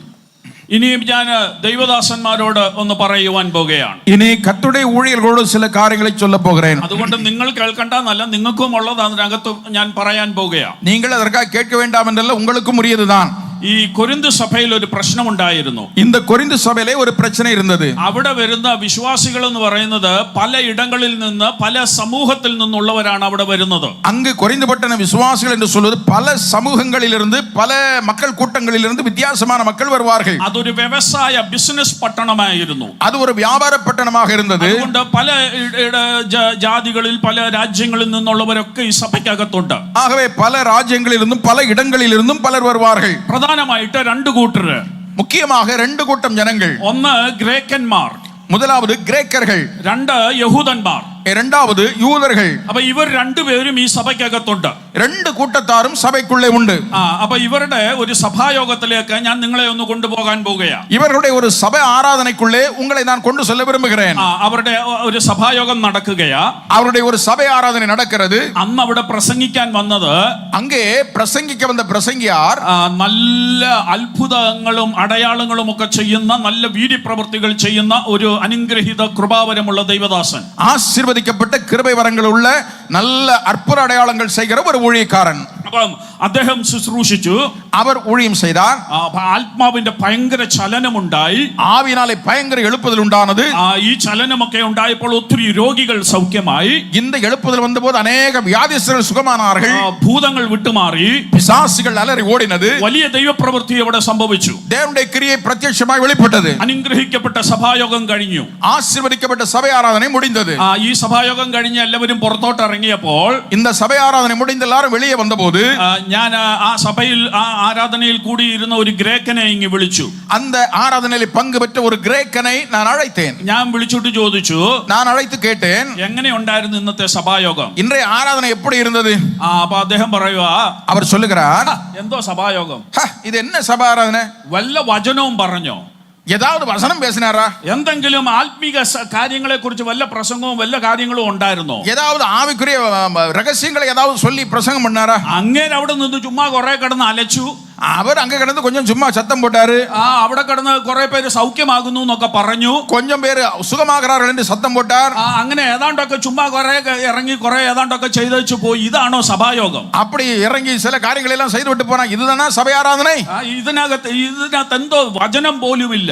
கொஞ்சம் வசனம் கூட அவர் பேசவில்லையே. അപ്പം ഗ്രേക്കന്റെ അഭിപ്രായം കേട്ടു. அப்போ கிரேக்கனுடைய மனம் புண்பட்டது. അത് കഴിഞ്ഞ് ഞാൻ യഹൂദനെ വിളിച്ചു. அது முடிந்த பிறகு யூதனை அழைத்தார். ഞാൻ യഹൂദനോട് ചോദിച്ചു, എങ്ങനെ ഉണ്ടായിരുന്നു ഇന്നത്തെ സഭായോഗം? அந்த யூதனை பார்த்து கேட்டால் இன்றைய சபாராதனை எப்படி இருந்தது? അദ്ദേഹം പറഞ്ഞു, എന്തോ സഭായോഗമായിരുന്നു ഇത്. அவர் சொன்னார், என்ன மகிமையா இருந்தது. സഭായോഗം എന്നൊക്കെ പറഞ്ഞാൽ ഇങ്ങനെയാ വേണ്ടിയത്. சபா ஆராதனைன்னா இப்படித்தான் இருக்கணும். ആത്മാവിന്റെ എന്തോ ചലനമായിരുന്നു. ஆவியில எவ்வளவு பெரிய அசை உண்டானது. ഭയങ്കര ആത്മ പകർച്ചയല്ലായിരുന്നു. ஆவினாலே அனைவரும் நிரப்பப்பட்டார்கள். രോഗികളാ സൗഖ്യമായത്. எவ்வளவு வியாதிஸ்தர்கள் சுகமானார்கள். അപ്പൊ യഹൂദന് ഭയങ്കര സന്തോഷം. அப்ப யூதனுக்கு பெரிய சந்தோஷம். അപ്പൊ കാരണം ഇവിടെ പറഞ്ഞത് ഗ്രേക്കന് ജ്ഞാനം അന്വേഷിക്കുന്നു, கிரேக்கர்கள் ஞானத்தை தேடுகிறார்கள், യഹൂദൻ അടയാളം അന്വേഷിക്കുന്നു. யூதன் அற்புத அடையாளங்களை தேடுகிறார். അപ്പൊ ഇവർ രണ്ടുപേരും രണ്ട് ചിന്തയോടുകൂടിയായി ഈ സഭായോഗത്തിൽ വരുന്നത്. இந்த ரெண்டு பேரும் ரெண்டு நோக்கத்தோடு கூட தான் இந்த சபை ஆராதனைக்கு வருகிறார்கள். അന്നത്തെ സഭായോഗം കഴിഞ്ഞു. அன்றைய சபை ஆராதனை முடிந்தது. അടുത്ത ആഴ്ചത്തെ സഭായോഗം, அடுத்த வாரத்திலே நடந்த ஆராதனை. അന്ന് അവിടെ വേറെ ഒരു ഗസ്റ്റ് പാസ്റ്ററാ വന്നത്. அன்றைக்கு இன்னொரு சிறப்பு விருந்தினர் அங்கே வந்தார். ആ മനുഷ്യൻ നന്നായി വചനം പ്രസംഗിക്കുന്ന ഒരു മനുഷ്യനായിരുന്നു. அந்த ஊழியக்காரன் நன்றாய் வசனம் பிரசங்கிக்கிற ஊழியக்காரன். അദ്ദേഹം നല്ല വചനം പറഞ്ഞു. அவர் நல்ல வசனம் பிரசங்கித்தார். സഭായോഗം കഴിഞ്ഞു. சபை ஆராதனை முடிந்தது. എല്ലാവരും വെളിയിൽ ഇറങ്ങിയപ്പോൾ, எல்லாரும் வெளியே வந்தபோது, കഴിഞ്ഞ ആഴ്ച ഞാൻ കണ്ട ആ ഗ്രേക്കനെ ഞാൻ ഇങ്ങ് വിളിച്ചു. கடந்த வாரம் கண்ட அந்த கிரேக்கனை அழைத்தார்கள். ഞാൻ ചോദിച്ചു, ഇന്നത്തെ സഭായോഗം എങ്ങനെ ഉണ്ടായിരുന്നു? நான் கேட்டேன், இன்றைய சபை ஆராதனை எப்படி இருந்தது? അങ്ങേര് പറഞ്ഞു, அவர் சொன்னார், ഇതാണോ സഭായോഗം? இதுதான் சபை ஆராதனையா? എന്തുവാ என்ன இது? ഇങ്ങനെയൊക്കെ വേണം സഭായോഗം ചെയ്താൽ? നല്ല വചനമല്ലായിരുന്നു അവിടെ കേട്ടത്. இப்படி எல்லாம் சபை ஆராதனை நல்ல வசனத்தை நாங்க கேட்கவில்லையே. അതിന് പകരം കഴിഞ്ഞ ആഴ്ച വന്നത് പുള്ളിയെ കണ്ടില്ല, ഒരു വചനവും ഇല്ലായിരുന്നു. പക്ഷെ ഇന്നത്തെ വചനം കേട്ടില്ലയോ? கடந்த வாரம் வந்து பிரசங்கியாருக்கு ஒரு வசனமும் இல்லையே. பட் இன்னைக்கு வந்து அந்த ஊழியக்கு என்ன வசனம் பேசினார்? അപ്പൊ ഞാൻ ചോദിച്ചു, എന്തുവാ പുള്ളി പ്രസംഗിച്ചത്? அப்போ நான் கேட்டேன், அவர் பிரசங்கித்த விஷயம் என்ன? അന്നേരം പറഞ്ഞു, അതൊന്നും എനിക്കറിയത്തില്ല, എന്തൊക്കെയോ വലിയ വലിയ കാര്യങ്ങൾ പുള്ളി പറഞ്ഞു. அது ஒன்றும் எனக்கு தெரியாது, എന്നോ பெரிய பிரசங்கம் எல்லாம் பண்ணினார். കാരണം ഈ ഗ്രേക്കന് എപ്പോഴും വലിയ വലിയ തത്വങ്ങളും, അവർ അരിസ്റ്റോട്ടലിന്റെയും സോക്രട്ടീസിന്റെയും പ്ലേറ്റോയുടെയും ഒക്കെ ആൾക്കാർ, അവർക്ക് വലിയ തത്വങ്ങളൊക്കെ കേട്ടാൽ മതി, മനസ്സിലായാലും മനസ്സിലായില്ലേലും അവർക്കത് വലിയ കാര്യം. இவர்களெல்லாம் அரிஸ்டாட்டில், பிளேட்டோ போன்ற பெரிய தத்துவ ஞானிகளுடைய சீடர்கள். அவர்களுக்கு மனசில் புரிந்தாலும் புரியாவிட்டாலும் ஏதோ புரியாத பெரிய புதர்களை சொன்னால் போதும். അപ്പൊ ഗ്രേക്കന് ഭയങ്കര സന്തോഷം, നല്ല സഭായോഗം. கிரேக்கனுக்கு ரொம்ப சந்தோஷம், நல்ல சபாராதனை. കഴിഞ്ഞ ആഴ്ച ഈ പുള്ളി നേരെ തിരിച്ചാ പറഞ്ഞത്. கடந்த வாரம் இப்படி அவர் பேசவில்லை. ഇനി അത് കഴിഞ്ഞ് ഞാൻ കഴിഞ്ഞ ആഴ്ച കണ്ട അതേ യഹൂദനെ ഇങ്ങ് വിളിച്ചു. கடந்த வாரம் கண்ட அதே யூதனை அழைத்தார். ഞാൻ ചോദിച്ചു, ഇന്നത്തെ സഭായോഗം എങ്ങനെ ഉണ്ടായിരുന്നു? நான் கேட்டேன், இன்றைய சபாராதனை எப்படி இருந்தது? അയാൾ പറഞ്ഞു, എന്തോ സഭായോഗം. அவர் சொன்னார், இது என்ன சபாராதனை? ഇതാണോ സഭായോഗം? இப்படியா சபாராதனை? അങ്ങേര് എന്തോ ചെയ്തത് അവിടെ? அவர்கள் என்னோ செய்து கொண்டு போனார். അങ്ങനെ നിന്ന് ഏതാണ്ടൊക്കെ കുറെ പ്രസംഗം, കുറെ ഏതാണ്ടൊക്കെ ഒന്നും മനസ്സിലാകാത്ത ഏതാണ്ടൊക്കെ കുറെ കാര്യങ്ങൾ പറഞ്ഞു. அவர் அங்கே நின்று கொஞ்சம் ஒன்றும் புரியாத பிரசங்கங்களை எல்லாம் சொல்லி கொண்டு போனார். ഒരു മൂക്കിപ്പനിയോ ഒരു തലവേദന പോലും ഇവിടെ സൗഖ്യമായില്ല. ஒரு சின்ன காய்ச்சலோ தலைவேதனையோ கூட இங்க சுகமாகவில்லை. ഇങ്ങനാണോ സഭായോഗം? இப்படியா சபாராதனை? ദൈവപ്രവൃത്തി ഇല്ലാത്ത സഭായോഗം, தேவனுடைய கிரியை இல்லாத சபாராதனை. അപ്പൊ യഹൂദൻ അന്നത്തെ സഭായോഗത്തിൽ ഒരു തൃപ്തിയുമില്ല. அப்ப அந்த யூதனுக்கு அன்றைய சபாராதனையில ஒரு திருப்தியும் இல்லை. പക്ഷെ കഴിഞ്ഞ ആഴ്ച ഇങ്ങനല്ലായിരുന്നു. கடந்த வாரம் நன்றா இருந்தது. ഇതായിരുന്നു ഈ കൊരിന്തു സഭയിലെ പ്രശ്നം. இதுதான் இந்த கொரிந்து சபையினுடைய பிரச்சனை. അപ്പൊ ഇവരുടെ രണ്ടുപേരുടെയും പ്രശ്നത്തെ നേരിടാനായിട്ട്, இந்த ரெண்டு பேருடைய பிரச்சனைகளையும் சந்திப்பதற்கு പൗലോസ് ഒരു മാർഗം കണ്ടുപിടിച്ചു. பவுல் ஒரு வழியை கண்டுபிடித்தார். അതാണ് ഞാൻ ദൈവദാസന്മാർക്ക് പറഞ്ഞു തരാൻ പോകുന്നത്. அதைத்தான் தேவதாஸ் ஊழியர்களுக்கு நான் சொல்ல விரும்புகிறேன். വാക്യത്തിൽ പറയുകയാണ്, அந்த வசனத்தில் சொல்லுகிறார், യവനന്മാർ ജ്ഞാനം അന്വേഷിക്കുന്നു, வாலிபர்கள் ஞானத்தை விரும்புகிறார்கள், യഹൂദന്മാർ അടയാളം അടയാളം അന്വേഷിക്കുന്നു. யூதர்கள் அடையாளத்தை தேடுகிறார்கள் എന്നിട്ട് പറയുകയാ, என்று சொல்லிவிட்டு சொல்லுகிறார், ഞങ്ങളോ நாங்களோ ക്രൂശിക്കപ്പെട്ട ക്രിസ്തുവിനെ പ്രസംഗിക്കുന്നു. சிலுவையில் அறையப்பட்ட கிறிஸ்துவை பிரசங்கிக்கிறோம். അപ്പൊ പൗലോസിന് ഒരു കാര്യം മനസ്സിലായി. பவுலுக்கு ஒரு காரியம் புரிந்தது. ഇവരെ രണ്ടുപേരെയും തൃപ്തിപ്പെടുത്തണമെങ്കിൽ ഒരൊറ്റ പ്രസംഗ വിഷയത്തിൽ നിന്നാൽ മതി. இரண்டு பேரையும் திருப்திப்படுத்த வேண்டுமானால் ஒரே ஒரு முக்கியமான விஷயத்திலே நின்றால் போதும். ക്രൂശിക്കപ്പെട്ട ക്രിസ്തുവിനെ പ്രസംഗിച്ചാൽ മതി. சிலுவையில் அறையப்பட்ட கிறிஸ்துவை பிரசங்கித்தால் போதும். അതുകൊണ്ടുള്ള ഗുണം എന്താണെന്ന് പൗലോസ് അവിടെ പറയുകയാ. அதில் வருகிறதான ரிசல்ட் என்ன என்று பவுல் அங்கே சொல்லுகிறார். 24 വാക്യത്തിൽ പറയുകയാ, 24 வசனத்திலே சொல்லுகிறார், യഹൂദന്മാർക്ക് ഇടർച്ചയും யூதர்களுக்கு அது இடர்ச்சையும் ജാതികൾക്ക് ഭോഷത്വം എങ്കിലും, புறஜாதிகளுக்கு அது மிகவும் நல்லதா இருந்தாலும், അടുത്തത് ശ്രദ്ധിക്കണം, യഹൂദന്മാരാകട്ടെ யூதர்களா இருந்தாலும் യവനന്മാരാകട്ടെ கிரேக்கர்களாக இருந்தாலும் വിളിക്കപ്പെട്ട ഏവർക്കും அழைக்கப்பட்ட எல்லாருக்கும் ദൈവശക്തിയും தேவனுடைய வல்லமையும் ദൈവജ്ഞാനവുമായ ക്രിസ്തുവിനെ തന്നെ, தேவனுடைய ஞானவுமாகிய கிறிஸ்து தானே பிரசங்கிக்கப்பட അപ്പൊ வேண்டும். ഈ ക്രൂശിക്കപ്പെട്ട ക്രിസ്തുവിനെ പ്രസംഗിക്കുമ്പോൾ சிலுவையில் அறையப்பட்ட கிறிஸ்துவை பிரசங்கிக்கும் பொழுது അത് ദൈവശക്തിയായിട്ട് വെളിപ്പെടും. தேவ வல்லமையாக அது வெளிப்படுகிறது. ക്രൂശിക്കപ്പെട്ട ക്രിസ്തുവിനെ പ്രസംഗിക്കുമ്പോൾ சிலுவையில் அறையப்பட்ட கிறிஸ்துவை பிரசங்கிக்கும் பொழுது അത് ദൈവജ്ഞാനമായിട്ട് വെളിപ്പെടും. அது தெய்வீக ஞானமாக வெளிப்படுகிறது. അപ്പൊ ഇവരെ രണ്ടുപേരെയും ഇതുകൊണ്ട് തൃപ്തിപ്പെടുത്താം. இந்த ரெண்டு கூட்டத்தாரையும் இந்த சிலுவையில் அறையப்பட்ட கிறிஸ்துவை கொடுத்து திருப்திப்படுத்தலாம். അപ്പൊ പൗലോസ് പറയുകയാ, ഞങ്ങൾ ക്രൂശിക്കപ്പെട്ട ക്രിസ്തുവിനെ പ്രസംഗിച്ചു കഴിഞ്ഞാൽ ഇവരെ രണ്ടുപേർക്കും തൃപ്തിയാകും. பவுல் சொல்லுகிறார், சிலுவையில் அறையப்பட்ட கிறிஸ்துவை பிரசங்கித்தால் இந்த ரெண்டு கூட்டத்தாரையும் திருப்திப்படுத்தலாம். ഇവിടെ ഒരു പ്രശ്നമുണ്ട്. இங்கே ஒரு பிரச்சனை உண்டு. കൊരിന്തി സഭയില് ചിലപ്പോൾ നിങ്ങൾ ഇരിക്കുന്നത് പോലെ 3 വർഷവും 4 വർഷവും അല്ലെങ്കിൽ 8 വർഷവും അല്ലെ ആയുഷ്കാലം മുഴുവൻ സഭാ ശുശ്രൂഷയായിട്ട് ഇരിക്കുന്ന പാസ്റ്റർമാരല്ല അവിടെ ഉള്ളത്. கொரிந்து சபையில் இருந்த ஊழியக்காரர்கள் 3 வருஷம் 5 8 10 15 வருஷம் ஊழியம் செய்த ஊழியக்காரர்கள் அல்ல, அங்கே இருந்த ஊழியக்காரர்கள். ചിലപ്പോൾ 2-3 വർഷം ഇരുന്ന് വെച്ച് ട്രാൻസ്ഫർ ആയിട്ട് അടുത്ത ഇടത്തേക്ക് അവർ പോകുമായിരിക്കും. 2-3 வருஷங்கள் இருந்து விட்டு டிரான்ஸ்ஃபர் ஆகி அடுத்த இடத்துக்கு போகுமா இருக்கலாம். അപ്പൊ അവിടുത്തെ പ്രശ്നം 3 വർഷം ക്രൂശിക്കപ്പെട്ട ക്രിസ്തുവിനെ പ്രസംഗിച്ചാൽ മതി. அப்ப 3 வருஷம் சிலுவையில் அறையப்பட்ட கிறிஸ்துவை பிரசங்கித்தால் போதும். പക്ഷെ നിങ്ങളുടെ പ്രശ്നം അതല്ല. ஆனா உங்க பிரச்சனை அதல்ல. നിങ്ങൾ ചിലപ്പം നിങ്ങൾ തുടങ്ങിയ സഭ ഇന്നും നിങ്ങൾ തന്നെയാണ് അവിടുത്തെ പാസ്റ്ററായിട്ട് ഇരിക്കുന്നത്. நீங்க தொடங்கின சபைக்கு இன்றைக்கும் அங்கே நீங்கள் தான் பாஸ்டராக இருக்கிறீங்க. 10, 15, 20, 25 വർഷം നിങ്ങളായിരിക്കും അവിടുത്തെ പാസ്റ്റർ. 10, 15, 20, 25 வருஷமாய் நீங்கள் அங்கே இருக்கிறீர்கள். ഈ 25 വർഷവും ക്രൂശിക്കപ്പെട്ട ക്രിസ്തുവിനെ എന്തുവാ പ്രസംഗിക്കുന്നത്? 25 ஆண்டுகளாக ஒவ்வொரு வாரமும் சிலுவையில் அறையப்பட்ட கிறிஸ்துவை எப்படி பிரசங்கித்துக் கொண்டே இருப்பது? അതൊരു വലിയ പ്രശ്നമാണ്. அது ஒரு பிரச்சனை தான். അപ്പൊ നിങ്ങൾ ചെയ്യേണ്ട ഒരു കാര്യം ഞാൻ ഇനിയും പറയാം. நீங்கள் செய்ய வேண்டிய ஒரு காரியத்தை நான் சொல்லுகிறேன். അവരെന്തു പ്രസംഗിച്ചാലും, அவர்கள் என்ன பிரசங்கித்தாலும் അതിനകത്തുകൂടെ ക്രൂശിക്കപ്പെട്ട ക്രിസ്തുവിനെ കാണാൻ നിങ്ങൾ ജ്ഞാനം പ്രാപിക്കണം. அந்த செய்திக்குள்ளே சிலுவையில் அறையப்பட்ட கிறிஸ்துவை காண்கிற கண் உங்களுக்கு இருக்க வேண்டும். ഉൽപ്പത്തി പുസ്തകം മുതൽ വെളിപ്പാട് പുസ്തകം വരെ ഈ ക്രിസ്തുവിനെയാണ് ഉയർത്തി കാണിക്കുന്നത്. ஆதியாகமம் முதல் வெளிப்படுத்தின விசேஷம் வரைக்கும் எல்லா புத்தகங்களிலும் இந்த சிலுவையில் அறையப்பட்ட கிறிஸ்துவை தான் உயர்த்தி காண்பிக்கப்படுகிறது. അപ്പം കേൾക്കുന്ന പ്രസംഗത്തിനകത്തുകൂടെ ക്രൂശിക്കപ്പെട്ട ക്രിസ്തുവിലേക്ക് നിങ്ങളുടെ കണ്ണ് മാറിയാൽ, எந்த பிரசங்கம் கேட்டாலும் அதன் நடுவே சிலுவையில் அறையப்பட்ட கிறிஸ்துவை காண்கிற கண்கள் நமக்கு இருந்தால், ആ യോഗത്തിൽ നിങ്ങൾ എന്തു പ്രശ്നമായിട്ടാണോ വന്നത് ആ പ്രശ്നത്തിന് പരിഹാരം പ്രാപിച്ചുകൊണ്ട് പോകാൻ ഇടയാകും. കാരണം ക്രൂശിക്കപ്പെട്ട ക്രിസ്തുവിനെയാ നിങ്ങൾ അവിടെ കണ്ടത്. அந்த ஆராதனையிலே நீங்கள் என்ன பிரச்சனையாக வந்தாலும் அந்த பிரச்சனைக்கு ஒரு பரிகாரம் கண்டுபிடித்து தான் போவீர்கள்.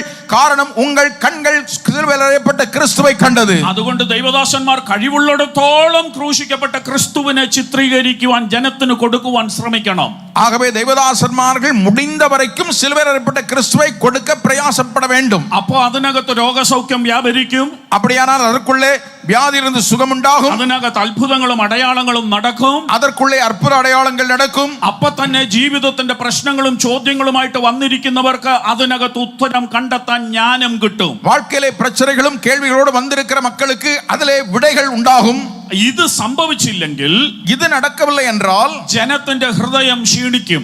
ജനങ്ങളുടെ ഉള്ളം സോർന്നു പോകും. അവർ ക്രൂശിക്കപ്പെട്ട ക്രിസ്തുവിനെ നിങ്ങളുടെ പ്രസംഗത്തിനകത്തുനിന്ന് കാണാൻ അവർക്ക് പറ്റിയില്ലെങ്കിൽ, சிலுவையில் அறையப்பட்ட கிறிஸ்துவை உங்கள் பிரசங்கத்தின் நடுவே அவர்களால் காண முடியவில்லை என்றால், അവരുടെ ഹൃദയം ക്ഷീണിച്ചാൽ, அவருடைய இருதயம் சோர்ந்து போனால், അവർ ജഡത്തിൽ ചെന്ന് അവസാനിക്കും. மாம்சத்திலே அவருடைய வாழ்க்கை முடியும்.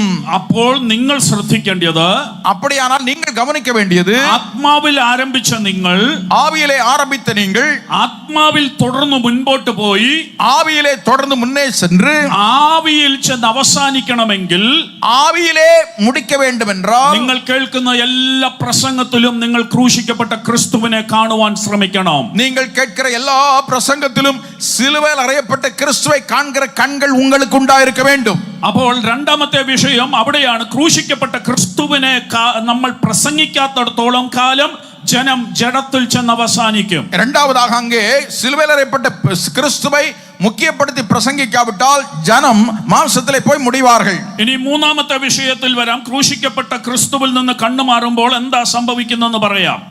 இனி மூன்றாவது விஷயத்திற்கு நேராக வருவோம். அப்பொழுது என்ன சம்பவிக்கும் என்று നമ്മൾ ആരംഭിച്ച ഗലാത്യ ലേഖനത്തിലേക്ക് വരാം. கலாத்திய நிருபத்திற்கு திரும்ப வருவோம். രണ്ടാം അധ്യായം அவருடைய இரண்டாம் அதிகாரம் 18 മുതൽ 20 വരെയുള്ള വാക്യങ്ങൾ നമുക്കൊന്ന് വായിക്കാം. 18, 19, 20 வசனங்களை வாசிக்கலாம். நான் இடித்து போட்டவைகளை நான் மறுபடியும் கட்டினால் ஆ. பிரமாணத்தை மீறுகிறவன் என்று காணப்படுவேன். ஆ. தேவனுக்கென்று பிழைக்கும்படி ஆ. நான் நியாய பிரமாணத்தினாலே நியாய பிரமாணத்திற்கு மரித்தேனே, கிறிஸ்துவுடனே கூட சிலுவையில் அறையப்பட்டேன். ஆ. ஆயினும் பிழைத்திருக்கிறேன். இனி நான் அல்ல, ക്രിസ്തുവേ எனக்குள் பிழைத்திருக்கிறார். മതി മതി.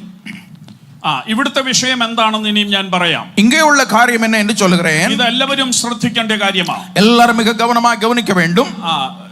ഇവിടെ ഒരു വലിയ വിഷയം ഈ സഭയ്ക്കകത്ത് നടക്കുകയാണ്. இங்கே ஒரு பெரிய காரியம் சபைக்குள்ளே நடக்கிறது. ഞാനത് വേഗത്തിൽ ഒന്ന് പറഞ്ഞു വിടാം. சீக்கிரமாக அதை சொல்லுகிறேன். നിങ്ങൾക്കത് വിശദമായി മനസ്സിലാക്കണമെങ്കിൽ நீங்கள் தெளிவாக அதை புரிந்து கொள்ள வேண்டுமானால் അതിന്റെ 11ാമത്തെ വാക്യം തൊട്ട് നിങ്ങൾ വീട്ടിൽ ചെന്നിട്ട് ഇനി വായിച്ചാൽ മതി. வீட்டிலே போய் 11ஆம் வசனம் முதல் வாசித்துக் கொள்ளுங்கள். ഇപ്പൊ ആരും വായിക്കണ്ട. ഇപ്പൊ നിങ്ങൾ ഇങ്ങോട്ട് നോക്ക. இப்பொழுது இங்கே கவனியுங்கள். വീട്ടിൽ ചെന്ന് 11ാമത്തെ വാക്യം തൊട്ട് വായിക്കും പറയും. ഞാൻ ഒന്ന് പെട്ടെന്ന് പറഞ്ഞു പോകാം. நான் அதை சீக்கிரமாக உங்களுக்கு சொல்லி விடுகிறேன். நீங்கள் வீட்டிலே போய் வாசித்துக் கொள்ளுங்கள். ഈ പത്രോസ് ജാതികളുടെ ഇടയിൽ ശുശ്രൂഷിക്കുവാനായിട്ട് പോയി. பேதுரு புறஜாதிகளின் நடுவிலே ஊழியம் செய்யும்படி கடந்து போனான். അവരുടെ ഇടയിൽ ചെന്ന് അവരോട് കൂടെ ഇരുന്ന് അവരുടെ കൂടെ ഭക്ഷണം കഴിച്ച് അവർക്ക് ദൈവവചനം പറഞ്ഞു കൊടുത്ത് ഇങ്ങനെ അവരുടെ ഇടയിൽ കഴിഞ്ഞ് മുന്നോട്ട് പോയി. புறஜாதிகளின் நடுவிலே போய் அவர்களோடு சாப்பாடு சாப்பிட்டு அவர்களோடு கூட இருந்து ஊழியம் செய்ய ஆரம்பித்தான். എന്നാൽ ഒരു സമയത്ത് യെരുശലേമിൽ നിന്ന് യാക്കോബിന്റെ അടുക്കൽ നിന്ന് കുറച്ചു പേര് പത്രോസ് ഇരിക്കുന്നിടത്ത് സന്ദർശിക്കാൻ വന്നു. ஆனால் ஒரு முறை எருசலேமிலிருந்து அப்போஸ்தலனாகிய யாக்கோபோடு கூட சேர்ந்து சிலர் பேதுருவை சந்திக்கும்படி வந்தார்கள். അപ്പൊ ഇവര് ഈ യെരുശലേമിൽ നിന്ന് വന്നവര് ഇവിടെ വന്നപ്പോൾ പത്രോസ് ഒരു കാര്യം ചെയ്തു. எருசலேமில் இருந்து வந்தவர்கள் இங்கே பார்த்தபோது அப்பொழுது பேதுரு ஒரு காரியம் செய்து கொண்டிருந்தார். പത്രോസിന്റെ അകത്തെ പഴയ മനുഷ്യൻ ഉണർന്നു. பேதுருவுக்கு உள்ளே அந்த பழைய மனிதன் கொஞ்சம் வெளி காட்ட ஆரம்பித்தான். യഹൂദൻ എന്ന ആ മനുഷ്യൻ ഉണർന്നു വന്നു. அந்த பழைய மனிதனாகிய நான் ஒரு யூதன் என்கிற அந்த உணர்வு பேதுருவுக்கு வந்தது. അപ്പൊ എന്തോ ചെയ്തെന്ന് ചോദിച്ചാൽ, அவன் என்ன செய்தான் என்று கேட்டால், അതുവരെ അവരുടെ കൂടെ ഇരുന്ന് ഭക്ഷണം കഴിച്ചുകൊണ്ടിരുന്ന പത്രോസ് அதுவரைக்கும் புறஜாதிகளின் நடுவிலே உட்கார்ந்து சாப்பிட்டு கொண்டிருந்த பேதுரு പെട്ടെന്ന് അവിടുന്ന് അങ്ങ് മാറി. சீக்கிரமாக அங்கிருந்து மாறிவிட்டான். ആകെ പ്ലേറ്റ് അങ്ങ് തിരിച്ചു. பிளேட்டை அங்க ஒழித்து போட்டு விட்டான். പ്ലേറ്റ് തിരിച്ചെന്ന് പറഞ്ഞാൽ ആകെ അവന്റെ ആ രീതി അങ്ങ് മാറി. அவனுடைய அந்த சூழ்நிலை எல்லாம் திடீரென்று മാറിனது. എനിക്കിവരെ അറിയത്തില്ല, എനിക്കിവരുമായിട്ട് ഈ ജാതികളുമായിട്ട് എനിക്കൊരു ബന്ധവുമില്ല, എനിക്കിവരെ അറിയത്തില്ല, ഒരു കൂട്ടായ്മയും ഇല്ല എന്നുള്ള നിലയിൽ പത്രോസ് മാറി നിന്നു. இந்த புறஜாதிகளோடு கூட எனக்கு எந்த ஐக்கியமும் இல்லை, எந்த சம்பந்தமும் இல்லை என்றுள்ள ஒரு சூழ்நிலையை உருவாக்கி அவன் கொஞ்சம் தள்ளி நின்றான். ഇത് കണ്ട പലരും, ബർന്നബാസ് ഉൾപ്പെടെ പലരുടെയും അകത്ത് മുറിവേറ്റു. இதை பார்த்த பர்னபாஸ் உட்பட பலருடைய உள்ளத்திலும் காயம் உண்டானது. കാരണം ക്രിസ്തുവിൽ ഒരു വിഭജനവുമില്ല, ഒരു വ്യത്യാസവുമില്ല എന്ന് അതുവരെ പഠിപ്പിച്ചുകൊണ്ടിരുന്ന പത്രോസ്, அதுவரைக்கும் கிறிஸ்துவுக்குள்ளே எந்த பிரிவினையும் எந்த பாகுபாடும் முகதாட்சண்யமும் இல்லை என்று கற்றுக் கொடுத்து கொண்டிருந்த இந்த பேதுரு, പണക്കാരനെന്നോ പാവപ്പെട്ടവനെന്നോ ഇല്ല, பணக்காரன் என்றோ ஏழை என்றோ இல்லை, ക്രിസ്തുവിൽ വീടുള്ളവനെന്നോ വീടില്ലാത്തവനെന്നോ ഇല്ല, கிறிஸ்துவிலே வீடு உள்ளவன் என்றோ வீடு இல்லாதவன் என்றோ இல்லை, ക്രിസ്തുവിൽ പഠിപ്പുള്ളവനെന്നോ പഠിപ്പില്ലാത്തവനെന്നോ വ്യത്യാസമില്ല, ക്രിസ്തുവുക്കുள் കൽവിമാൻ என்றோ കൽവി കற்காதவன் என்றோ இல்லை. ഇങ്ങനെ യാതൊരു വ്യത്യാസവും ഇല്ലാതെ നമ്മളെല്ലാം ഒന്നാണ്, ക്രിസ്തുവിൽ ഒന്നാണെന്ന് പറഞ്ഞുകൊണ്ടിരുന്ന പത്രോസ് ഇങ്ങനെ ഇവരുടെ ജാതികളുടെ ഇടയിൽ നിന്ന് എഴുന്നേറ്റ് മാറി നിന്നു. இப்படி நமக்குள்ள எந்த வித்தியாசமும் இல்லை என்று அதுவரை சொல்லிக் கொண்டிருந்த, கற்றுக் கொடுத்து கொண்டிருந்த பேதுரு இவர்களை கண்ட உடனே மாய்மாலத்தனமாக அவர்களிடம் வந்து அங்கே எழும்பி மாறி நிற்கிறான். ഇത് പൗലോസ് അറിഞ്ഞു. இதை அப்போஸ்தலனாகிய பவுல் கேள்விப்பட்டார். പൗലോസ് ഇത് അറിഞ്ഞ ഉടനെ பவுல் கேள்விப்பட்ட உடனே പൗലോസ് ഇതിനെ ചോദ്യം ചെയ്തു. பவுல் இதை குறித்து ஒரு கேள்வி கேட்டார். പൗലോസ് അതിന് 11-ാം വാക്യത്തിൽ പറയുകയാണ്, 11-ാം വചനത്തിലെ പൗൽ இப்படி சொல்லுகிறார், എന്നാൽ കേഫാവ് അന്ത്യോക്യയിൽ വന്നാറെ അവനിൽ കുറ്റം കാണുകയാൽ ഞാൻ അഭിമുഖമായി അവനോട് എതിർത്തു നിന്നു. அவன் குற்றம் செய்து கொண்டிருந்தபடினாலே நான் அவனுக்கு விரோதமாக எதிர்த்து நின்றேன். ആ എതിർപ്പിനെ കുറിച്ചാണ് പിന്നെ താഴോട്ടുള്ള വാക്യങ്ങൾ, നിങ്ങൾ അത് പിന്നെ വായിച്ചാൽ മതി. அது என்ன எதிர்ப்பு என்பதை குறித்து தான் அதற்கு கீழே உள்ள வசனங்களை நீங்கள் படித்தால் புரிந்து கொள்ளலாம். അപ്പൊ പൗലോസ് പറഞ്ഞതിന്റെ സാരം, பவுல் சொன்னதனுடைய முக்கியத்துவம், ഈ ക്രിസ്തുവിൽ നമ്മളിൽ ഒരു വ്യത്യാസവും ഇല്ല എന്ന് പറഞ്ഞിട്ട് യഹൂദന്മാർ ഇവരെ യെരുശലേമിൽ നിന്ന് വന്നവരെ കണ്ടപ്പോൾ മാറി നിന്ന പത്രോസിന്റെ പരിപാടി ശരിയായില്ലെന്ന് പൗലോസ് തറപ്പിച്ച് പത്രോസിനോട് പറഞ്ഞു. இந்த கிறிஸ்துவுக்குள்ளே நாம் எல்லாரும் ஒன்றென்று கற்றுக் கொடுத்து கொண்டிருந்த பேதுரு இந்த சூழ்நிலையிலே அவர்களை கண்டு அவர்களை விட்டு மாறி தூர நின்றதை கேள்விப்பட்ட போது பவுல் இது சரி அல்ல என்று திரும்ப ஒரு பதிலை கொடுக்கிறான். ഒന്ന് ഓർത്ത് നോക്കണേ, கவனமாய் கவனியுங்கள். ആരെയാ ഇപ്പൊ ചോദ്യം ചെയ്യുന്നെന്ന് ഓർക്കണം. யார் யாரை பார்த்து என்ன கேள்வி கேட்கிறான் என்று நாம் புரிந்து கொள்ள வேண்டும்.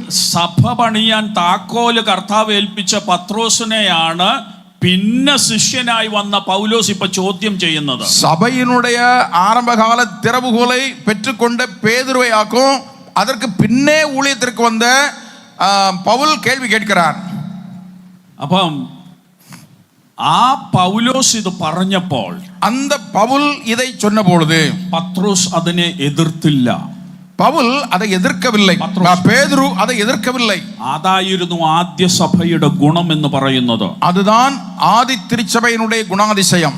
ഇന്ന് ഒരു ദൈവദാസൻ മറ്റൊരു ദൈവദാസനെ തിരുത്തിയാൽ അപ്പോഴത്തേന് എന്തൊക്കെ ബഹളമാ പിന്നെ നടക്കുന്നെന്ന് അറിയാമോ? இன்றைக்கு ஒரு தேவதாசன் இன்னொரு ஊழியக்காரனை கொஞ்சம் திருத்தம் சொன்னால் அங்கே என்ன பிரச்சனை உண்டாகும் என்று நமக்கு தெரியும்.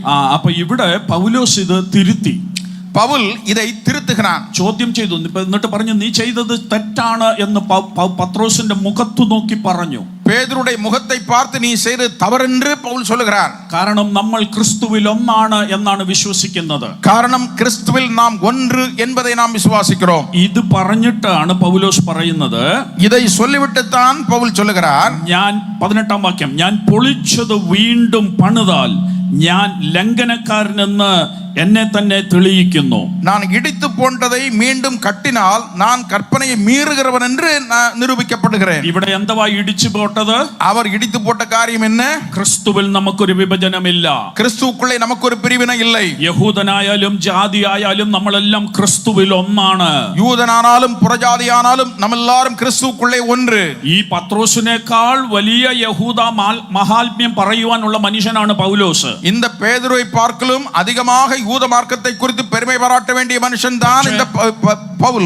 പക്ഷേ ആ പൗലോസ് പറയുകയാ, ഞാൻ ഒരിക്കലും അങ്ങനെ ഇനിയും എന്റെ പഴയ യഹൂദ മനുഷ്യനെ ഉണർത്തിയെടുക്കത്തില്ല. ஆனால் நான் இனி ஒருபோதும் அந்த பழைய மனுஷனாகிய யூதனை குறித்து மேன்மை பாராட்ட மாட்டேன் എന്ന് പറഞ്ഞാൽ ഞാൻ ഒരിക്കൽ വേണ്ടാന്ന് വെച്ചത് ഇനിയും ഞാൻ ഒരിക്കലും എടുക്കത്തില്ല என்று சொன்னால், ஒரு முறை நான் வேண்டாம் வேண்டாம் என்று சொல்லி தள்ளிவிட்டவைகளை மறுபடியும் நான் எடுக்க மாட்டேன். അതിന് ഞാൻ എന്ത് ചെയ്യുമെന്നാണ് പറയുന്നത്. അതാണ് നമ്മുടെ വിഷയം. அதற்கு நான் என்ன செய்கிறேன் அல்லது என்ன செய்ய வேண்டும் என்பதுதான் நம்முடைய விஷயம். അതാണ് 20-ാം വാക്യത്തിൽ പൗലോസ് പറയുന്നത്. அதுதான் 20வது வசனத்திலே பவுல் சொல்லுகிறார், ഞാൻ ക്രിസ്തുവിനോട് കൂടെ ക്രൂശിക്കപ്പെട്ടിരിക്കുന്നു.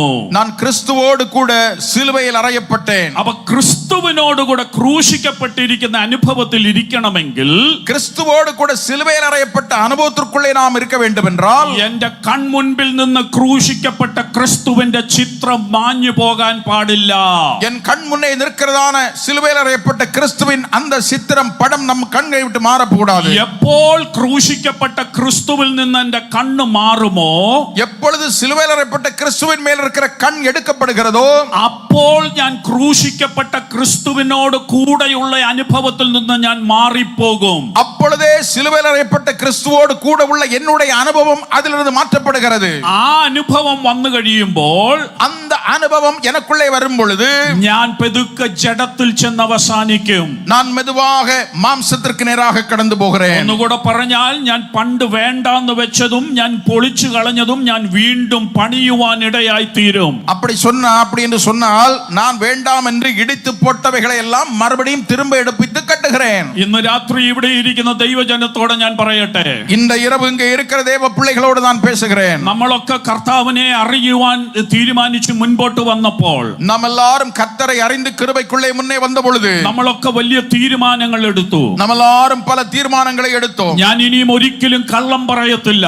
நான் இனி ஒருபோதும் பொய் சொல்ல மாட்டேன், ഞാൻ ഇനിയും ഒരിക്കലും സിനിമ കാണത്തില്ല, இனி ஒருபோதும் சினிமா பார்க்க மாட்டேன், ഞാൻ ഒരിക്കലും മദ്യപിക്കത്തില്ല, ஒருபோதும் குடிவரிக்குள்ளே போக மாட்டேன், ഞാൻ ഒരിക്കലും ബീഡി വലിക്കത്തില്ല, ஒருபோதும் வீடி குடிக்க மாட்டேன், ഞാൻ ഒരിക്കലും പാപം ചെയ്യത്തില്ല இனி ஒருபோதும் பாவம் செய்ய மாட்டேன் എന്നൊക്കെ നമ്മൾ ഒത്തിരി തീരുമാനങ്ങൾ എടുത്തതാ. என்றெல்லாம் நாம் பல தீர்மானங்களை எடுத்திருக்கிறோம். ആ തീരുമാനങ്ങളൊക്കെ എടുത്തത് നമ്മുടെ കൺമുൻപിൽ ക്രൂശിക്കപ്പെട്ട ക്രിസ്തുവിനെ കണ്ടപ്പോഴാണ് നമ്മൾ ആ തീരുമാനം എടുത്തത്. சிலுவையில் அறையப்பட்ட கிறிஸ்துவை நம்முடைய கண்களுக்கு முன்பதாக கண்டபோதுதான் அப்படிப்பட்ட தீர்மானங்களை நாம் எடுத்தோம். അങ്ങനെ നമ്മളെ തന്നെ സമർപ്പിച്ച് ക്രിസ്തുവിനോട് കൂടെ നാം ക്രൂശിക്കപ്പെട്ടു. அப்படி நம்மைத்தாமே அர்ப்பணித்து கிறிஸ்துவோடு கூட சிலுவையில் அறையப்பட்டோம். ஆனால் ഇപ്പോൾ നമ്മുടെ കണ്ണ് ക്രിസ്തുവിൽ നിന്ന് മാറിയപ്പോൾ, கிறிஸ்துவில் வைக்கப்பட்ட கண் அங்கிருந்து எடுக்கப்பட்ட போது, നമ്മൾ ഇപ്പോൾ അവസരം കിട്ടിയാൽ പണ്ട് ചെയ്തുകൊണ്ടിരുന്ന പല പാപങ്ങളും ഇപ്പോൾ ആവർത്തിച്ച് ചെയ്യുന്നുണ്ടെങ്കിൽ, சந்தர்ப்பம் கிடைத்தால் நாம் முன்பு செய்து கொண்டிருந்த பல பாவங்களையும் இப்பொழுது திரும்ப செய்தால், ആരും അറിയാത്തപ്പോൾ പണ്ട് ചെയ്തതൊക്കെ വീണ്ടും ചെയ്യാൻ തുടങ്ങിയിട്ടുണ്ടെങ്കിൽ, யாருக்கும் தெரியாமல் அந்த காலத்திலே செய்த அந்த பாவங்களை மறுபடியும் செய்ய ஆரம்பித்தால், ഓർത്തോണം, നിങ്ങൾ ക്രൂശിക്കപ്പെട്ട ക്രിസ്തുവിനോട് കൂടെ അല്ല ഇപ്പോൾ നിങ്ങളുടെ കണ്ണ് ക്രൂശിക്കപ്പെട്ട ക്രിസ്തുവിൽ നിന്ന് മാറിപ്പോയി. நினைத்துக் கொள்ளுங்கள், உங்கள் கண்கள் இப்பொழுது சிலுவையில் அறையப்பட்ட கிறிஸ்துவின் மேல் அல்ல, அதிலிருந்து எடுக்கப்பட்டாயிற்று. ഞാനിത് പ്രധാനമായിട്ടും ഇന്ന് പറയുന്നത് ഇവിടെ ഇരിക്കുന്ന യൗവനക്കാരായ കുഞ്ഞുങ്ങളോടാണ് ഞാനിത് പറയുന്നത്. இங்கே இருக்கிறதான வாலிப பிள்ளைகளோடு இதை முக்கியப்படுத்தி சொல்லுகிறேன். നിങ്ങളുടെ ജീവിതത്തിൽ ഒത്തിരി സമ്മർദ്ദങ്ങൾ നിങ്ങൾ നേരിടുന്നവരാ. உங்களுடைய வாழ்விலே எத்தனையோ பாவ சந்தர்ப்பங்கள் வந்து நேரிடும். നിങ്ങൾ സൺഡേ സ്കൂളിലും സഭയിലും ഒക്കെ നല്ല കേൾക്കുന്ന വചനം അനുസരിച്ച് നല്ല തീരുമാനങ്ങൾ എടുക്കും. சண்டே ஸ்கூலிலும் சபை ஆராதனையிலும் கேட்கிற வசனங்களின் அடிப்படையில் நல்ல தீர்மானங்களை எடுப்பீர்கள். ഇതെല്ലാം എടുത്ത് നിങ്ങൾ ക്രിസ്തുവിനോട് கூட ക്രൂശിക്കപ്പെട്ടവരായി തീരും. இவைகளெல்லாம் எடுத்து ஒரு கட்டத்திலே நீங்கள் சிலுவையில் கிறிஸ்துவோடு கூட அறையப்பட்ட அனுபவத்திற்குள்ளே வருவீர்கள். ஞானஸ்நானവും പ്രാപിക്കും, ஞானஸ்நானமும் பெற்றுக்கொள்வீர்கள், പരിശുദ്ധാത്മാഭിഷേകവും പ്രാപിക്കും, பரிசுத்தாவின் அபிஷேகத்தையும் பெற்றுக்கொள்வீர்கள். പക്ഷേ ഇതെല്ലാം കഴിഞ്ഞ് വീണ്ടും നിങ്ങൾ കോളേജിലോട്ട് പോകുമ്പോൾ, ஆனால் இதெல்லாம் முடிந்த பிற்பாடு நீங்கள் கல்லூரிக்கு கடந்து செல்லும் பொழுது, വീണ്ടും സ്കൂളിൽ ചെല്ലുമ്പോൾ, மறுபடியும் பள்ளிக்கூடத்திற்கு செல்லும் பொழுது, നിങ്ങളുടെ കൂട്ടുകാർ നിങ്ങളുടെ അടുക്കൽ വരും. உன்னுடைய நண்பன் உன் அருகிலே வருவான். നീ പണ്ട് ഇതൊക്കെ ചെയ്തുകൊണ്ടിരുന്നല്ലേ, ഇപ്പോഴും ഒന്ന് ചെയ്യുന്നതുകൊണ്ട് ഒരു കുഴപ്പവുമില്ലെന്ന് പറയും. முன்பு நீ இதெல்லாம் செய்து கொண்டிருந்தாய் அல்லவா, இப்பொழுதும் அதை செய், ஒன்றுமில்லை என்று சொல்லுவான். അന്ന് നീ ഇതൊക്കെ ചെയ്തപ്പോൾ ആരും ഇത് അറിഞ്ഞില്ലല്ലോ, அன்றைக்கு இதை செய்த போது யாருக்கும் தெரியவில்லை அல்லவா, നിന്റെ വീട്ടിൽ അപ്പനും അമ്മയും അറിഞ്ഞില്ല, உன் வீட்டிலே தாய் தகப்பன் அறியவில்லை, നിന്റെ സാറുമാർ അറിഞ്ഞില്ല, உன்னுடைய ஆசிரியர்கள் அறியவில்லை. അതുകൊണ്ട് ഒരു കുഴപ്പവുമില്ല, ആരും അറിയത്തില്ല, നീ വീണ്ടും ചെയ്തോ, കുഴപ്പമില്ലെന്ന് പറഞ്ഞ് നിങ്ങളെ സമ്മർദ്ദം ചെലുത്തും. ஆகவே ஒரு பிரச்சனையும் இல்லை, நீ மறுபடியும் செய் என்று சொல்லி உன்னை கட்டாயப்படுத்துவார்கள். അപ്പോൾ നിങ്ങൾ ഓർത്തോണം, அப்பொழுது நீங்கள் புரிந்து கொள்ள வேண்டும், ഇല്ല, ഞാൻ ക്രിസ്തുവിനോട് കൂടെ ക്രൂശിക്കപ്പെട്ടിരിക്കുകയാ. இல்லை, நான் கிறிஸ்துவோடு கூட சிலுவையில் அறையப்பட்டிருக்கிறேன். എനിക്ക് ആ ക്രൂശിൽ നിന്ന് ഇറങ്ങി വരാൻ ഒക്കത്തില്ല. அந்த சிலுவையில் இருந்து என்னால் இறங்கி வர முடியாது. ഞാൻ ആ ക്രൂശിൽ നിന്ന് ഇറങ്ങുമോ അന്ന് ഞാൻ പഴയത് വീണ്ടും പണിയുവാൻ ഇടയായി തീരും. என்றைக்கு அந்த சிலுவை விட்டு கீழே இறங்குவேனோ அன்று நான் இடித்து போட்டவைகளை மறுபடியும் கட்ட ஆரம்பிக்கிறேன். അങ്ങനെ ക്രിസ്തുവിനോട് കൂടെ ക്രൂശിൽ കിടക്കണമെങ്കിൽ, அப்படி கிறிஸ்துவோடு கூட சிலுவையில் நீ நிற்க வேண்டுமானால், ക്രൂശിക്കപ്പെട്ട ക്രിസ്തുവിന്റെ ചിത്രം നിങ്ങളുടെ കൺമുൻപിൽ മായരുത്. சிலுவையில் அறையப்பட்ட கிறிஸ்துவின் காட்சி உன் கண் முன்னில் இருந்து ஒருபோதும் மாற்றிவிடக் கூடாது. വേഗത്തിൽ നാലാമത്തെ കാര്യം കൂടെ ഞാനൊന്ന് പറയാം. சீக்கிரமாய் நான்காவது காரியத்தையும் சொல்லுகிறேன். ഫിലിപ്പിയ ലേഖനം 3-ാം അധ്യായം பிலிப்பியர் 3-ாம் அதிகாரம் അതിന്റെ 18 മുതൽ 20 വരെയുള്ള വാക്യങ്ങൾ. அதனுடைய 18 முதல் 20 வரைக்கும் உள்ள வசனங்கள். நடக்கிறார்கள். அவர்கள் கிறிஸ்துவின் சிலுவைக்கு பகைஞர் என்று உங்களுக்கு அநேகரிடம் சொன்னேன். இப்பொழுது கண்ணீரோடும் சொல்லுகிறேன். அவருடைய முடிவு அழிவு, அவருடைய தேவன் வயறு, அவருடைய மகிமை, அவருடைய லட்சியம், அவருடைய பூமிக்கு அடுத்தவர்களை சிந்திக்கிறார்கள். நம்முடைய குடியிருப்போ பரலோகத்தில் இருக்கிறது. அங்கே இருந்து கர்த்தராயிருக்கிற இயேசு கிறிஸ்து என்னும் இரட்சகரை எதிர்பார்த்து கொண்டு இருக்கிறோம். அவர் எல்லாவற்றையும் தமக்கு கீழ்ப்படுத்தி கொள்ளத்தக்க தம்முடைய வல்லமையான செயலின்படியே நம்முடைய அற்பமான சரீரத்தை தம்முடைய மகிமையான சரீரத்திற்கு ഒപ്പാകെ മർവപ്പെടുത്തുവാൻ. ആ ഗലാത്യ ലേഖനത്തിലെ വിഷയം പറഞ്ഞപ്പോഴൊക്കെ എനിക്ക് ക്രൂശിക്കപ്പെട്ട ക്രിസ്തുവിനോടുകൂടെ കിടക്കുന്നതിന്റെ അടയാളമൊക്കെ പറയണമെന്നുണ്ടായിരുന്നു. நான் கலாத்திய நிருபத்திலிருந்து எடுத்து பேசின போது சிலுவையில் அறையப்பட்ட கிறிஸ்துவோடு கூட நாம் இருப்பதனுடைய அடையாளங்களை சொல்ல வேண்டும் என்றிருந்தேன். പക്ഷെ സമയത്തെ ഭയപ്പെട്ടത് കൊണ്ടാണ് ഞാനത് പറയാഞ്ഞത്. സമയം വേഗമായി പോയി கொண்டிருக்கிறபடினால இதை சொல்ல முடியவில்லை. അഥവാ നിങ്ങൾക്ക് അത് അറിയണമെന്ന് താല്പര്യമുണ്ടെങ്കിൽ, அதை நீங்கள் அறிந்து கொள்ள வேண்டும் என்ற ஆசை இருந்தால் വീട്ടിൽ ചെന്നിട്ട് வீட்டிலே போய் ഗലാത്യ ലേഖനം கலாத்திய நிருபம் 5-ാം അധ്യായം 5-ാം அதிகாரம் 24 മുതൽ 26 വരെയുള്ള വാക്യങ്ങൾ ഒന്ന് വായിച്ചു നോക്കിയാൽ മതി. 24 മുതൽ 26 വരെക്കുള്ള വசனங்களை വാசித்தால் போதுം. ഞാനിപ്പോ വായിച്ച ഫിലിപ്പിയ ലേഖനത്തിലേക്ക് ഇങ്ങ് വരട്ടെ. பிலிப்பியர் நிருபத்திற்குள்ள வசனத்திற்கு வருவோம். നാലാമത്തെ കാര്യം, നാലാമത്തെ വിഷയം, ക്രൂശിക്കപ്പെട്ട ക്രിസ്തുവിൽ നിന്ന് നമ്മുടെ കണ്ണ് മാറിയാൽ നമ്മൾ എങ്ങനെ ജഡത്തിൽ ചെന്ന് അവസാനിക്കുമെന്ന് കാണാൻ പോകുകയാ. சிலுவையில் அறையப்பட்ட இயேசுவின் மேல் இருந்த கண் எடுக்கப்பட்டால் நாம் எப்படி மாம்சத்திற்கு நேரே கடந்து போவோம் என்பதை அறிய நான்காவது காரியம். ഇവിടെ പൗലോസ് ഫിലിപ്പിയ ലേഖനത്തിൽ പറയുമ്പോൾ പലപ്പോഴും പറയുന്ന ഒരു കാര്യമുണ്ട്, സന്തോഷിപ്പീൻ സന്തോഷിപ്പീൻ സന്തോഷിപ്പീൻ എന്ന്. பிலிப்பியருக்கு பவுல் நிருபம் எழும்போது திரும்ப திரும்ப பல முறையும் சொல்லுகிற ஒரு காரியம் உண்டு, சந்தோஷமாருங்கள் சந்தோஷமாருங்கள் என்று மறுபடியும் உங்களுக்கு சொல்லுகிறேன். എന്നാൽ നമ്മൾ ഈ വായിച്ച വേദഭാഗത്ത് അതിൽ നിന്ന് വ്യത്യസ്തമായ ഒരു കാര്യം പൗലോസ് പറയുകയാ. ஆனால் இங்கே வாசித்த வேத பகுதியிலே அதை பார்க்கலும் வித்தியாசமான ஒரு காரியத்தை பவுல் சொல்லுகிறார். ഇവിടെ പൗലോസ് കരഞ്ഞും കൊണ്ടൊരു കാര്യം പറയുകയാ. இங்கே பவுல் அழுது கொண்டே ஒரு காரியத்தை சொல்லுகிறார். ആ കാര്യം എന്താണെന്ന് ചോദിച്ചാൽ, அந்த விஷயம் என்னவென்று கேட்டால் പൗലോസ് പറയുകയാ, അനേകരും ക്രൂശിന്റെ ശത്രുക്കളായി മാറി. பவுல் சொல்லுகிறார், அநேகர் சிலுவைக்கு பகைஞராக மாறிவிட்டார்கள். ക്രൂശിന്റെ ശത്രുക്കളായി മാറി എന്ന് പറഞ്ഞാൽ അതിന്റെ അർത്ഥം അവരുടെ കൺമുൻപിൽ നിന്ന് ക്രൂശിക്കപ്പെട്ട ക്രിസ്തു മാഞ്ഞുപോയി. சிலுவைக்கு பகைஞர் என்று சொன்னால் அதனுடைய அர்த்தம் சிலுவையில் அறையப்பட்ட கிறிஸ்து அவருடைய கண்களுக்கு முன்பிருந்து மறைந்து போனார். ഈ ക്രൂശിന്റെ ശത്രുക്കളാകുന്നതിന്റെ ലക്ഷണങ്ങൾ എന്താണെന്ന് ഞാൻ പറയാം. 4 കാര്യങ്ങൾ വേഗത്തിൽ ഒന്ന് വായിച്ചു മാത്രം വിടാം. சிலுவைக்கு பகைஞர் என்பதனுடைய அடையாளங்கள் 4 வேகமாய் சொல்ல விரும்புகிறேன். ആ വായിച്ച വേദഭാഗത്തിൽ அந்த வாசித்த வேத பகுதியிலே 19-ാം വാക്യം ഒന്ന് ശ്രദ്ധിച്ചേ. 19வது வசனத்தை ஒன்று வாசியுங்கள். 1, അവരുടെ അവസാനം നാശം. வாசியுங்கள். அவருடைய முடிவு அவருடைய அழிவு. முடிவு அழிவு. 2, അവരുടെ ദൈവം വയറ്. 2, அவருடைய தேவன் வயறு. 3, ലജ്ജയായതിൽ അവർക്ക് മാനം തോന്നുന്നു. லட்சையானவைகளை குறித்து அவர்களுக்கு வெட்கம் தோன்றவில்லை. 4, അവർ ഭൂമിയിലുള്ളത് ചിന്തിക്കുന്നു. அவர்கள் பூமிக்குரியவைகளை சிந்திக்கிறார்கள். ഇതാണ് ക്രൂശിന്റെ ശത്രുക്കളുടെ 4 ലക്ഷണങ്ങൾ ഇവിടെ പൗലോസ് പറയുന്നത്. சிலுவையின் பகைஞருடைய 4 அடையாளங்கள் இவைகள் தான் பவுல் சொல்லுகிறார். വിശദീകരിക്കാൻ സമയമില്ലാത്തത് കൊണ്ട് ഞാൻ അതങ്ങ് പറഞ്ഞു വിട്ടതേ ഉള്ളൂ. നിങ്ങൾ ഇനിയും അത് ധ്യാനിച്ചു. அதை விளக்க நேரமில்லாதபடினாலே நான் அதை சொல்லி விடுகிறேன், நீங்கள் பின்னாலே தியானித்துக் கொள்ளுங்கள். അപ്പം ഇങ്ങനെയുള്ള എന്തെങ്കിലും വിഷയം എന്റെ ജീവിതത്തിൽ ഉണ്ടെങ്കിൽ, இப்படிப்பட்ட ஏதாவது காரியங்கள் என்னுடைய வாழ்க்கையில இருந்ததானால் അതിന്റെ അർത്ഥം ഞാൻ ക്രൂശിന്റെ മിത്രമല്ല, ഞാൻ ക്രൂശിന്റെ ശത്രുവാണ്. அதனுடைய அர்த்தம் சிலுவையின் சிநேகிதன் அல்ல, சிலுவையின் பகைஞன் நான். ക്രൂശിന്റെ ശത്രുവാണെങ്കിൽ അതിന്റെ അർത്ഥം ക്രൂശിക്കപ്പെട്ട ക്രിസ്തു എന്റെ കൺമുൻപിൽ നിന്ന് മാഞ്ഞുപോയി. சிலுவைக்கு பகைஞன் என்றால் சிலுவையில் அறையப்பட்ட கிறிஸ்து என் கண் முன்னில் இருந்து மறைந்து விட்டார். ആ 4 ലക്ഷണങ്ങൾ വായിച്ചാൽ വ്യക്തമായിട്ട് അറിയാം, അങ്ങനെയുള്ളവർ നിശ്ചയമായിട്ടും ജഡത്തിൽ ചെന്ന് അവസാനിക്കും. இந்த 4 அடையாளங்களும் இருந்தால் அப்படிப்பட்டவர்கள் நிச்சயமாக அவர்கள் மாம்சத்திற்கு நேராய் போய் விடுவார்கள். അപ്പൊ അവിടെ ഇത് പറഞ്ഞിട്ടാണ് പൗലോസ് പറയുന്നത്, இவைகளை சொல்லிவிட்டுத்தான் பவுல் சொல்லுகிறார், നമ്മുടെ പൗരത്വമോ സ്വർഗത്തിലാകുന്നു. நம்முடைய குடியிருப்போ பரலோகத்தில் இருக்கிறது. അവൻ നമ്മുടെ പൗരത്വം സ്വർഗത്തിലാകണമെങ്കിൽ நம்முடைய குடியிருப்பு பரலோகத்தில் இருக்க வேண்டுமானால் നമ്മൾ ക്രൂശിന്റെ ശത്രുക്കളാകാൻ പാടില്ല. சிலுவைக்கு பகைஞனாக முடியாது. ക്രൂശിന്റെ ശത്രുക്കളാകാതിരിക്കണമെങ്കിൽ சிலுவைக்கு பகைஞனாகாமல் இருக்க வேண்டுமானால் ക്രൂശിക്കപ്പെട്ട ക്രിസ്തു നമ്മുടെ കൺമുൻപിൽ നിന്ന് മായരുത്. சிலுவையில் அறையப்பட்ட கிறிஸ்து நம்முடைய கண்களுக்கு முன்பு மறைக்கப்படக்கூடாது. അപ്പൊ 4 കാര്യങ്ങളാണ് ക്രൂശിക്കപ്പെട്ട ക്രിസ്തുവിൽ നിന്ന് കണ്ണു മാറുമ്പോൾ എങ്ങനെ നാം ജഡത്തിൽ ചെന്ന് അവസാനിക്കുമെന്ന് നാം കണ്ടത്. அப்ப 4 விஷயம், சிலுவையில் அறையப்பட்ட கிறிஸ்து நம்முடைய கண்ணிலிருந்து மறையப்பட்டால் எப்படி நம்முடைய முடிவு இருக்கும் என்பது 4 காரியங்களை நாம் பார்த்தோம். ഇനിയും ഞാൻ ഒരു മനുഷ്യനെ നിങ്ങൾക്ക് വേദപുസ്തകത്തിൽ നിന്നൊന്ന് കാണിച്ചു തരുവാൻ പോകുകയാണ്.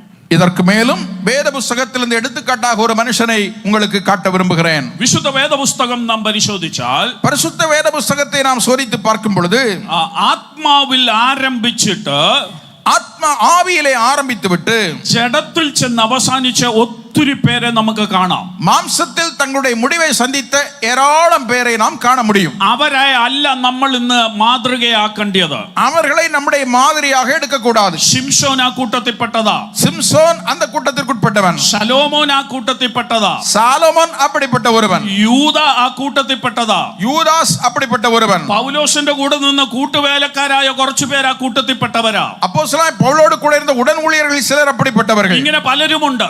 இப்படி பலரும் உண்டு. അവരെ അല്ല ഞാൻ ഇന്ന് രാത്രി നിങ്ങളുടെ മുൻപിൽ കാണിക്കാൻ പോകുന്നത്. அவர்களை எல்லாம் உங்களுக்கு முன்னே நான் காட்ட விரும்பவில்லை. ഞാൻ ഇനിയും കാണിക്കാൻ പോകുന്നത്, இனி உங்களுக்கு நான் சொல்ல போகிறது, ജഡത്തിൽ ആരംഭിച്ചിട്ട് மாம்சத்தில் ஆரம்பித்து விட்டு ആത്മാവിൽ ജീവിതം അവസാനിപ്പിച്ച ഒരു മനുഷ്യനെ ഞാൻ ഇനി നിങ്ങൾക്ക് കാണിക്കാൻ പോകുകയാണ്. ஆவிக்குரிய ரீதியிலே தன்னுடைய வாழ்க்கையை முடித்த ஒருவனை குறித்து காட்ட விரும்புகிறேன். ആ മനുഷ്യൻ അങ്ങനെ അവസാനിക്കാൻ ഇടയായത് എപ്പോഴാണെന്ന് ചോദിച്ചാൽ, அந்த மனுஷன் தன் முடிவை அப்படி முடிக்க எது காரணமாக இருந்தது என்றால், ജഡത്തിൽ ആരംഭിച്ച ആത്മാവിൽ അവൻ അവസാനിപ്പിക്കുവാൻ ഇടയായത് എപ്പോഴാണെന്ന് ചോദിച്ചാൽ, അവൻ ക്രൂശിക്കപ്പെട്ട ക്രിസ്തുവിനെ കണ്ടപ്പോഴാ. மாம்சத்தில் ஆரம்பித்து ஆவியிலே முடித்த அந்த மனுஷன், அவனுடைய கண்கள் சிலுவையில் அறையப்பட்ட கிறிஸ்துவின் மேல் இருந்தது.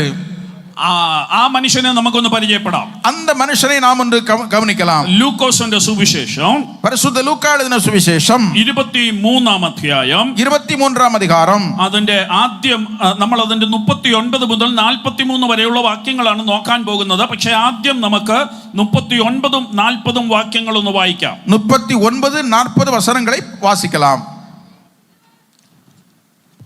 மைக்ல வாசிங்க. அன்றியும் சிலுவையில் அறையப்பட்டிருந்த குற்றவாளிகளில் ஒருவன், நீ கிறிஸ்துவானால் உன்னையும் எங்களை ரட்சித்துக்கொள் என்று அவரை இகழ்ந்தான். மற்றவன் அவனை நோக்கி, நீ இந்த ஆக்கினைக்கு உட்பட்டவனாய் இருந்தும் தேவனுக்கு பயப்படுகிறதில்லையா? ഞാൻ ഒരു 6-7 കൂട്ടം കാര്യങ്ങൾ ഈ മനുഷ്യനിൽ നിന്ന് നിങ്ങളുടെ മുൻപിൽ ഒന്ന് കാണിക്കാൻ പോകുകയാണ്. இந்த மனுஷனுடைய வாழ்வில் இருந்த ஒரு 6-7 காரியங்களை நான் பார்க்க உங்களுக்கு காட்ட விரும்புகிறேன். ഇതെല്ലാം സംഭവിച്ചത് ഇവൻ ക്രൂശിക്കപ്പെട്ട ക്രിസ്തുവിനെ കണ്ടപ്പോഴാണെന്ന് ഓർത്തോണം. சிலுவையில் அறையப்பட்ட கிறிஸ்துவை கண்டபோதுதான் இவனுடைய வாழ்க்கையில இவைகளெல்லாம் சம்பவித்தது. എനിക്ക് ഒത്തിരി വിശദീകരിക്കാൻ നേരമില്ല. ഉള്ള 10 മിനിറ്റ് കൊണ്ട് ഞാനത് പറയാൻ പോകുകയാണ്. அதிகமாய் விளக்க நேரம் இல்லை. இருக்கிற 10 நிமிடத்திலே இதை சொல்ல விரும்புகிறேன். ഒരു 6-7 കൂട്ടം കാര്യം, 6-7 விஷயங்கள். ഒന്നാമത്തെ വിഷയം, முதலாவது, ഈ മനുഷ്യൻ യേശു ക്രിസ്തുവിനോട് കൂടെ ഇപ്പോൾ ഒരു സൈഡിൽ ക്രൂശിൽ കിടക്കുകയാണ്. இப்பொழுது இந்த மனுஷன் இயேசு கிறிஸ்துவோடு கூட ஒரு பக்கம் சிலுவையில் அறையப்பட்டிருக்கிறான். മറ്റേ സൈഡിൽ വേറെ ഒരു ദുഷ്പ്രവർത്തിക്കാരനും കിടപ്പുണ്ട്. இன்னொரு பக்கம் இன்னொரு திருடன் கள்ளன் அவனும் அறையப்பட்டிருக்கிறான். അപ്പൊ ഈ ആദ്യത്തെ കള്ളൻ യേശു ക്രിസ്തുവിനെ കളിയാക്കാൻ തുടങ്ങി. முதலாவது அறையப்பட்ட ஒரு பக்கத்தில் இருந்த கள்ளன் இயேசுவை பரியாசம் பண்ண ஆரம்பித்தான். അന്നേരം ഈ രണ്ടാമത്തവൻ അവനോട് പറയുക, ആദ്യത്തവനോട് പറയുകയാ. முதலாவது பரியாசம் பண்ணினவனை பார்த்து இரண்டாவது உள்ள கள்ளன் சொல்லுகிறான், അവൻ ചോദിക്കുകയാ, അവൻ കേட்கிறான், നാം സമശിക്ഷാവിധിയിൽ തന്നെ ആയിട്ടും നീ ദൈവത്തെ ഭയപ്പെടുന്നില്ലയോ? நாம் நியாயப்படி தண்டனை அனுபவிக்கிறோம் என்றாலும் நீ தேவனுக்கு பயப்படுகிறது இல்லையா? അപ്പൊ അവന് മനസ്സിലായ ഒരു കാര്യം, அவன் ஒரு காரியத்தை புரிந்து கொண்டான். ഈ ദൈവത്തെ ഭയപ്പെടണം എന്നുള്ള ഒരു ചിന്ത അവന്റെ മനസ്സിൽ ഇപ്പോൾ ഒന്ന് കേറി. தேவனுக்கு பயப்பட வேண்டும் என்கிற ஒரு சிந்தை இந்த சூழ்நிலை மேலே அவனுடைய உள்ளத்தில் உதித்தது. ഇവന്റെ മനസ്സിനകത്ത് ഇതിനു മുൻപ് ഒരിക്കലും ദൈവത്തെ ഭയപ്പെടണമെന്നുള്ള ചിന്തയില്ലായിരുന്നു. இவனுடைய இருதயத்திலே தேவனுக்கு பயப்பட வேண்டும் என்ற சிந்தை இதற்கு முன்பு ஒருபோதும் இல்லாமல் இருந்தது. അത് നിങ്ങൾ എന്നോട് ചോദിക്കും, ഉപദേശിക്കാതെ എങ്ങനെ മനസ്സിലായെന്ന് എന്നോട് ചോദിക്കും. என்னை பார்த்து நீங்கள் ஒருவேளை உங்களுக்கு எப்படி தெரியும் என்று கேட்கலாம். ഞാൻ പറയാം, അതിന്റെ തെളിവ് പറയാം.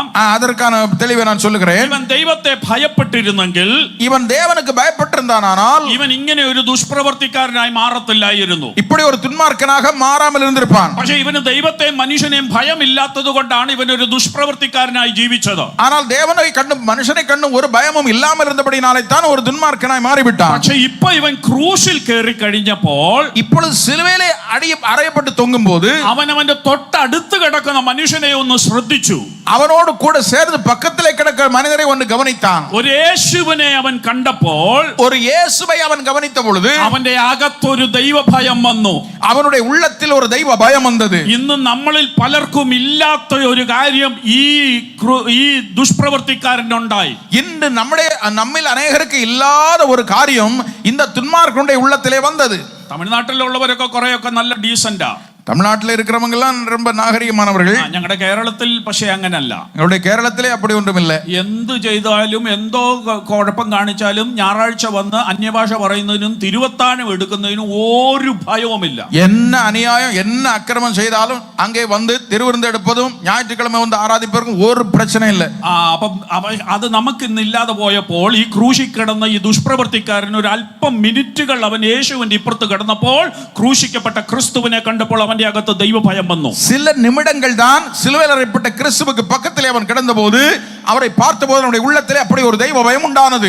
രണ്ടാമത്തെ കാര്യം, இரண்டாவது காரியம், വായിക്കാൻ നേരമില്ലാത്തതുകൊണ്ട് ഞാൻ അങ്ങ് പറഞ്ഞു പോകുക. നിങ്ങൾ ഇനി വീട്ടിൽ ചെന്ന് വായിച്ചാൽ മതി. நீங்கள் வீட்டிலே போய் வாசிங்கள், வாசிக்க நமக்கு நேரம் இல்லை. ഇവന്റെ അകത്ത് ഞാൻ ഒരു പാപിയാണെന്നുള്ള ബോധ്യം ഇവന്റെ അകത്ത് വന്നു. இவனுடைய உள்ளத்திலே நான் ஒரு பாவி என்கிற உணர்வு உண்டானது. അവൻ പറയുന്ന വാക്കുകൾ നിങ്ങൾ വായിച്ചു നോക്കിയാൽ മതി. அவன் சொல்லுகிற வார்த்தைகளை நீங்கள் வாசித்தால் போதும். ഞാൻ ഒരു പാപിയാണെന്ന് അവന് ബോധ്യം വന്നത് ക്രൂശിക്കപ്പെട്ട ക്രിസ്തുവിന്റെ അടുത്ത് കിടന്നപ്പോഴാണ് ഇവനത് വന്നത്. சிலுவையில் அறையப்பட்ட கிறிஸ்துவுக்கு பக்கத்திலே அவன் கிடந்தபடியினாலே தான் நான் ஒரு பாவி என்கிற உணர்வு அவனுக்குள்ளே உண்டானது. ഇന്ന് നമ്മളിൽ പലർക്കും പറ്റുന്ന കുഴപ്പം എന്താന്ന് ചോദിച്ചാൽ, நம்மில் பலருக்கும் இருக்கிறதான பிரச்சனை என்னவென்று கேட்டால், ഞാൻ എന്നെ താരതമ്യം പെടുത്തുന്നത് അപ്പുറത്തെ വീട്ടിലെ കള്ളുകുടിയനുമായിട്ടാ. என்னை ஒப்புமையிட்டு பார்ப்பது பக்கத்திலே இருக்கிற குடிகாரனோடு கூட. എന്നിട്ട് ഞാൻ പറയും, அவனை ஒப்பிட்டு பார்த்துட்டு சொல்லுவோம், ഞാൻ അവനേക്കാൾ നീതിമാനാ. அவனை விட நான் நீதிமான். അപ്പോഴും ഞാൻ ദുഷ്പ്രവൃത്തി ചെയ്തിട്ടാ ഈ ഇരിക്കുന്നത്. அப்பொழுதும் துன்மார்க்கமாய் தான் நடந்து கொண்டிருப்போம். പക്ഷെ നമ്മൾ ചെയ്യേണ്ടത് അടുത്തുള്ളവരുമായിട്ടല്ല താരതമ്യപ്പെടുത്തേണ്ടത്, ക്രൂശിക്കിടക്കുന്ന ക്രിസ്തുവുമായിട്ട് താരതമ്യപ്പെടുത്തണം. பக்கத்திலே இருக்கிற பக்கத்து வீட்டுக்காரனோடு அல்ல நம்மை ஒப்பிட்டு பார்ப்பது, கிறிஸ்துவில் சிலுவையில் அறையப்பட்ட கிறிஸ்துவோடு நம்மை ஒப்பிட்டு பார்க்க வேண்டும். അപ്പോഴാ മനസ്സിലാകുന്നത് ഞാൻ പാപിയാണെന്ന് നമുക്കൊക്കെ ബോധ്യം വരുന്നത് അവിടെയാ. அங்கேதான் நான் ஒரு பாவி என்கிற உணர்வு நமக்கு உண்டாகும். മൂന്നാമത് ഇവനൊരു മനസ്സിലായ ഒരു കാര്യമുണ്ട്. மூன்றாவதும் புரிந்து கொண்ட ஒரு காரியம் உண்டு. ചെയ്യുന്ന തെറ്റിനൊരു ശിക്ഷയുണ്ട് എന്നവന് മനസ്സിലായി. செய்த தவறுக்கு ஒரு தண்டனை உண்டு என்று அவன் புரிந்து கொண்டான். അതവൻ അവന്റെ കൂട്ടുകാരനോട് പറയുന്നുണ്ട്. அதை அவனுடைய சிநேகிதனோடு சொல்லுகிறான். നാം ചെയ്ത തെറ്റിനല്ലയോ ശിക്ഷ അനുഭവിക്കുന്നത്? நாம் செய்த தவறுக்காக தண்டனை அனுபவிக்கிறோம். മുമ്പേ ഞാൻ പറഞ്ഞതുപോലെ, நான் முன்னே சொன்னது போல, എന്ത് തെറ്റ് ചെയ്താലും നമുക്ക് ഇന്ന് ഒരു കുറ്റബോധവുമില്ല. என்ன பாவம் செய்தாலும் ஒரு குற்ற உணர்வும் நமக்கு இல்ல. ഇത് ഇവൻ എപ്പോഴാ ഈ ചെയ്യുന്ന തെറ്റിന് ശിക്ഷയുണ്ടെന്ന് മനസ്സിലായതെന്ന് അറിയാമോ? இவனுக்கு ஏன் நாம் செய்கிற தவறுக்கு தண்டனை உண்டு என்று அவன் புரிந்து கொண்டான் தெரியுமா? കേറിയിട്ട് തൊട്ടടുത്ത് ക്രൂശിക്കപ്പെട്ട ക്രിസ്തു കിടക്കുന്ന കണ്ടപ്പോഴാ ഇവൻ ആ ബോധ്യം വന്നത്. பக்கத்திலே சிலுவையில் அறையப்பட்ட கிறிஸ்துவை பார்த்த பொழுதுதான் அவனுக்கு அந்த உணர்வு உண்டானது. ഇതുവരെ ഇതിനു മുൻപ് അവൻ ഇങ്ങനെ ഒരു ചിന്ത ഇല്ലായിരുന്നു. இதற்கு முன்பு ஒருபோதும் அவனுக்கு இப்படிப்பட்ட ஒரு சிந்தனை வந்ததில்லை. കാരണം ചെയ്യുന്ന തെറ്റിനൊരു ശിക്ഷയുണ്ടെന്നുള്ള ചിന്ത ഇവൻ ഉണ്ടായിരുന്നെങ്കിൽ ഇവൻ തെറ്റ് ചെയ്യത്തില്ലായിരുന്നു. செய்கிற தவறுக்கு ஒரு தண்டனை கிடைக்கும் என்று அவனுக்கு ஒரு உணர்வு இருந்திருந்தால் இப்படி ஒரு குற்றத்தை அவன் செய்திருக்க மாட்டான். പക്ഷെ ഇവൻ പറയുകയാ, ஆனால் இவன் சொல்லுகிறான், അങ്ങ് രാജ്യത്വം പ്രാപിച്ചു വരുമ്പോൾ, நீர் உம்முடைய ராஜ்யத்தை பெற்றுக் கொண்டு வரும் பொழுது நீர் உம்முடைய ராஜ்யத்தை பெற்றுக் கொண்டு வரும் பொழுது ഞാൻ വിശ്വസിക്കുന്നത് അത് കേട്ടപ്പോൾ യേശുവിന്റെ അകത്തൊരു പുതിയ ജീവൻ വ്യാപരിച്ചു. இந்த வார்த்தையை இவனுடைய வாயிலிருந்து கேட்டபோது இயேசுவுடைய உள்ளத்திலே ஒரு புதிய உயிர் வந்தது. യേശുവിന് മനസ്സിലായി ഞാൻ വെറുതെ അല്ല ഈ ക്രൂശിൽ കിടക്കുന്നത്. நான் വീണാக வெறுமையாக அல்ல இந்த சிலுவையிலே நான் தொங்கிக் கொண்டு நிற்கிறேன். ഞാൻ ഇന്ന് ഇവിടെ കിടക്കുന്നെങ്കിലും நான் இன்றைக்கு இங்கே இருந்தாலும் മൂന്നാം നാൾ ഞാൻ ഉയർത്തെഴുന്നേൽക്കും. மூன்றாம் நாள் நான் உயிரோடு எழும்புவேன். അത് കഴിഞ്ഞ് ഞാൻ എന്റെ പിതാവിന്റെ അടുക്കൽ പോകും. அதன் பின்பு என் பிதாவிடத்திற்கு நான் போவேன். അത് കഴിഞ്ഞ് ഞാൻ മടങ്ങി രാജാവായിട്ട് വരുമെന്ന് യേശുവിന് അന്നേരം അകത്തൊരു വലിയ ധൈര്യം വ്യാപരിച്ചു. அதன் பின்பு காலங்கள் கழிந்த பிறகு நான் ராஜாதி ராஜாவாக திரும்ப வருவேன் என்று அவருக்கு அந்த உணர்வு உண்டானது. യേശു രാജാവായി തിരിച്ചു വരുന്നത് പോയിട്ട് ഈ മരിക്കുന്ന യേശു ഉയർത്തെഴുന്നേൽക്കുമെന്ന് പോലും ശിഷ്യന്മാർക്ക് വിശ്വാസമില്ലായിരുന്നു. യേശു திரும்ப வருவார் என்று மட்டுமல்ல, மரித்த இயேசு உயிரோடு எழும்புவார் என்று கூட அவரோடு நடந்த சீஷர்களுக்கு விசுவாசம் இல்லாதிருந்தது. പക്ഷേ ഇവന്റെ വെളിപ്പാട് അതിനേക്കാളൊക്കെ അപ്പുറമായിരുന്നു. ஆனால் ഇവனுக்கு வெளிப்படுத்தப்பட்ட வெளிப்பாடு அதை பார்க்கலும் மேலானதாக இருந்தது. ഇവനും അതേ വേദനയിൽ കിടക്കുകയാ. ഇവനും അതേ സിലുവയിൽ தான் അറയപ്പെട്ട് കിടക്കുകയാണ്. പക്ഷേ ആ വേദനയിൽ കിടക്കുന്ന ഇവൻ തൊട്ടടുത്ത് കിടക്കുന്ന വേദനയിൽ കിടക്കുന്ന യേശുവിനെ ആശ്വസിപ്പിക്കുവാൻ തക്കവണ്ണം ഇവന്റെ മനസ്സിനകത്ത് ഒരു രൂപാന്തരം സംഭവിച്ചു. அந்த வேதனை அனுபவித்துக் கொண்டிருக்கிற இவன் அங்கே இருக்கிறதான இயேசுவை ஆறுதல் படுத்துகிற ஒரு വാർത്തയെ ചൊല്ല മുനகிறான். അവന്റെ വിശ്വാസം യേശു തിരിച്ചു വരുമെന്നുള്ളതായിരുന്നു അവന്റെ വിശ്വാസം. അവനുடைய விசுவாசம் இந்த இயேசு மறுபடியும் திரும்ப வருவார் என்பதாக இருந்தது. അവൻ ഏത് ബൈബിൾ സ്കൂളിലാണ് ഇത് പഠിച്ചെന്ന് എനിക്കറിയത്തില്ല. അവൻ ഏത് വേദാഗമ കല്ലൂരിയിലെ പഠിത്താൻ എന്ന് தெரியாது. പക്ഷേ അവൻ എങ്ങനെയോ ക്രൂശിൽ കടന്നപ്പോൾ മനസ്സിലായി ഈ യേശു തിരിച്ചു വരും. அந்த சிலுவையிலே இருந்தபோது அவனுக்கு கொண்டு புரிந்தது இந்த இயேசு மறுபடியும் திரும்ப வருவார். അപ്പം വേദനയുടെ നടുവിൽ മറ്റുള്ളവരെ ആശ്വസിപ്പിക്കുന്ന ഒരു നല്ല ഗുണം ഇവന് ക്രൂശിൽ കിടന്ന യേശുവിനെ കണ്ടപ്പോൾ ഇവൻ ആ സ്വഭാവം കിട്ടി. வேதனையில் இருக்கிறவர்களை ஆறுதல் படுத்துகிற ஒரு தெய்வீக குணம் சிலுவையில் கிடந்த இயேசுவை கண்டபோது அவனுக்குள்ளே உண்டானது. ആറാമത്തെ കാര്യം, ആറാவது விஷயம், അവൻ ഒരു ദൈവിക വാഗ്ദത്തം അവന്റെ മരണസമയത്ത് അവൻ കേൾക്കുകയാ. அவனுடைய மரண நேரத்தில் ஒரு தெய்வீக வாக்குத்தத்தத்தை பெற்றுக்கொண்டான். എല്ലാ പ്രത്യാശയും നഷ്ടപ്പെട്ടവനായി ഇവൻ. எல்லா எதிர்பார்ப்பும் நஷ்டப்பட்டு போனவன். ജീവിതം അവസാനിക്കാൻ പോകുകയാ. வாழ்க்கையை முடிக்க போகிறான். ദുഷ്പ്രവർത്തിക്കാരനായി ജീവിച്ച് துன்மார்க்கனாய் வாழ்ந்து ദുഷ്പ്രവർത്തിക്കാരനായി മരിക്കാൻ തുടങ്ങുന്ന സമയം, துன்மார்க்கனாய் மரிக்க போகிற நேரத்தில் ഇതോടുകൂടി എല്ലാം തീരും, இதோடு எல்லாம் முடிந்தது. ആ ഒരു സമയത്ത് എത്തി നിൽക്കുന്ന ഇവൻ அப்படிப்பட்ட ஒரு நேரத்தில் வந்திருக்கும் பொழுது ഒരു വലിയ വാഗ്ദത്തം കേൾക്കുകയാ. ஒரு பெரிய வாக்குத்தத்த சத்தத்தை கேட்கிறான். ക്രൂശിക്കപ്പെട്ട ക്രിസ്തുവിലേക്ക് അവൻ നോക്കിയപ്പോൾ சிலுவையில் அறையப்பட்ட கிறிஸ்துவை அவன் பார்த்த பொழுது അവന്റെ എല്ലാ വേദനയും മറക്കത്തക്കവണ്ണം, அவனுடைய எல்லா வேதனையும் மறக்கத்தக்கதாய் അവൻ ക്രിസ്തുവിന്റെ വായിൽ നിന്നൊരു വാക്ക് ഇങ്ങനെ കേട്ടു. அவன் இயேசுவின் வாயிலிருந்து ஒரு வார்த்தை இப்படி கேட்கிறான், നീ എന്നോടുകൂടെ പറുദീസയിൽ ഇരിക്കും. இன்று நீ என்னோடு கூட பரதேசில் இருப்பாய். ആ വേദനയുടെ നടുവിൽ അവൻ യേശുവിൽ നിന്നൊരു വാഗ്ദത്തം കേൾക്കുകയാ. அந்த வேதனையின் நடுவிலும் இயேசுவின் வாயிலிருந்து ஒரு வார்த்தை அவன் கேட்கிறான். ഇന്ന് രാത്രി ഏതെങ്കിലും വേദനയുടെയും പ്രശ്നത്തിന്റെ നടുവിലാണ് നിങ്ങൾ ഇരിക്കുന്നതെങ്കിൽ, இந்த இரவு ஏதாவது வேதனை பிரச்சனைகளின் நடுவிலே நீங்கள் இருக்கிறீர்கள் என்றால், നിങ്ങൾ ക്രൂശിക്കപ്പെട്ട ക്രിസ്തുവിലേക്ക് നിങ്ങളുടെ കണ്ണുയർത്താമെങ്കിൽ നിങ്ങളെ ജീവിപ്പിക്കുന്ന ഒരു വാഗ്ദത്ത വചനം ദൈവം നിങ്ങൾക്ക് തരും. சிலுவையில் அறையப்பட்ட கிறிஸ்துவுக்கு நேராக உங்கள் கண்களை ஏறெடுப்பீர்களானால் உங்களை உயிர்ப்பிக்கிற ஒரு வாக்குத்தத்தத்தை அவர் சிலுவையிலிருந்து உங்களுக்கு தருவார். ഏഴാമതായി ഇവനിൽ സംഭവിച്ചത്, ஏழாவது இவனிலே நடந்த ஒரு காரியம், യേശു മടങ്ങി വരുമെന്നുള്ള വെളിപ്പാട് ഇവന് കിട്ടി. இயேசு திரும்ப வருவார் என்ற ஒரு வெளிப்படுத்தலை பெற்றுக் கொண்டார். ശിഷ്യന്മാർക്ക് അത് കിട്ടിയില്ല, சீடர்களுக்கு அது கிடைக்கவில்லை. പക്ഷെ ഇവൻ ആ വെളിപ്പാട് കിട്ടി. ஆனால் இவனுக்கு அந்த வெளிப்பாடு கிடைத்தது. ക്രൂശിക്കപ്പെട്ട ക്രിസ്തുവിലേക്ക് നോക്കുമ്പോൾ, சிலுவையில் அறையப்பட்ட கிறிஸ்துவை பார்க்கும் பொழுது, ജീവിതത്തിന്റെ വേദനകളുടെയും പ്രയാസങ്ങളുടെയും ഭാരങ്ങളുടെയും നടുവിൽ എന്നെ കേൾക്കുന്ന ദൈവമക്കളെ, നിങ്ങളുടെ അകത്തൊരു ചിന്തയുണ്ടാകണം, ഈ കഷ്ടങ്ങൾ അല്പകാലങ്ങളിലേക്കേ ഉള്ളൂ.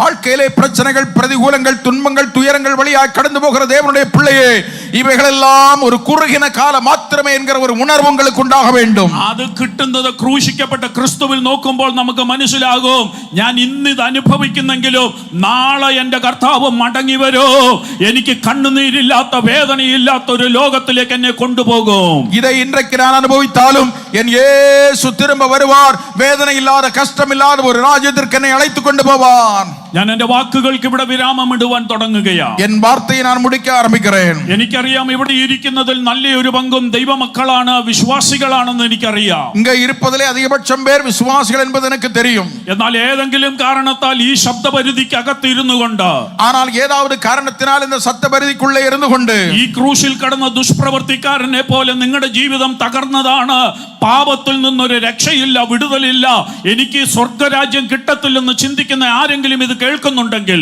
சிலுவையிலே கிடந்த அந்த துன்மார்க்கரை போல பாவ வாழ்க்கையிலே கிடந்து கொண்டு எனக்கு ஒரு ரட்சை இல்லையா, எனக்கு ஒரு விடுதலை இல்லையா என்று யாராவது நினைத்துக் கொண்டிருந்தீர்களானால் ഇന്ന് രാത്രി ഞാൻ നിങ്ങളോട് പറയാം, ഇവനോട് ക്രിസ്തു പറഞ്ഞത് നിങ്ങളോടും പറയുവാൻ കർത്താവ് ആഗ്രഹിക്കുന്നു. இன்று இரவு நான் உங்களுக்கு சொல்லுகிறேன், அந்த துன்மார்க்கனோடு பேசின கர்த்தருடைய சத்தம் இன்று உங்களை நோக்கி வருகிறது.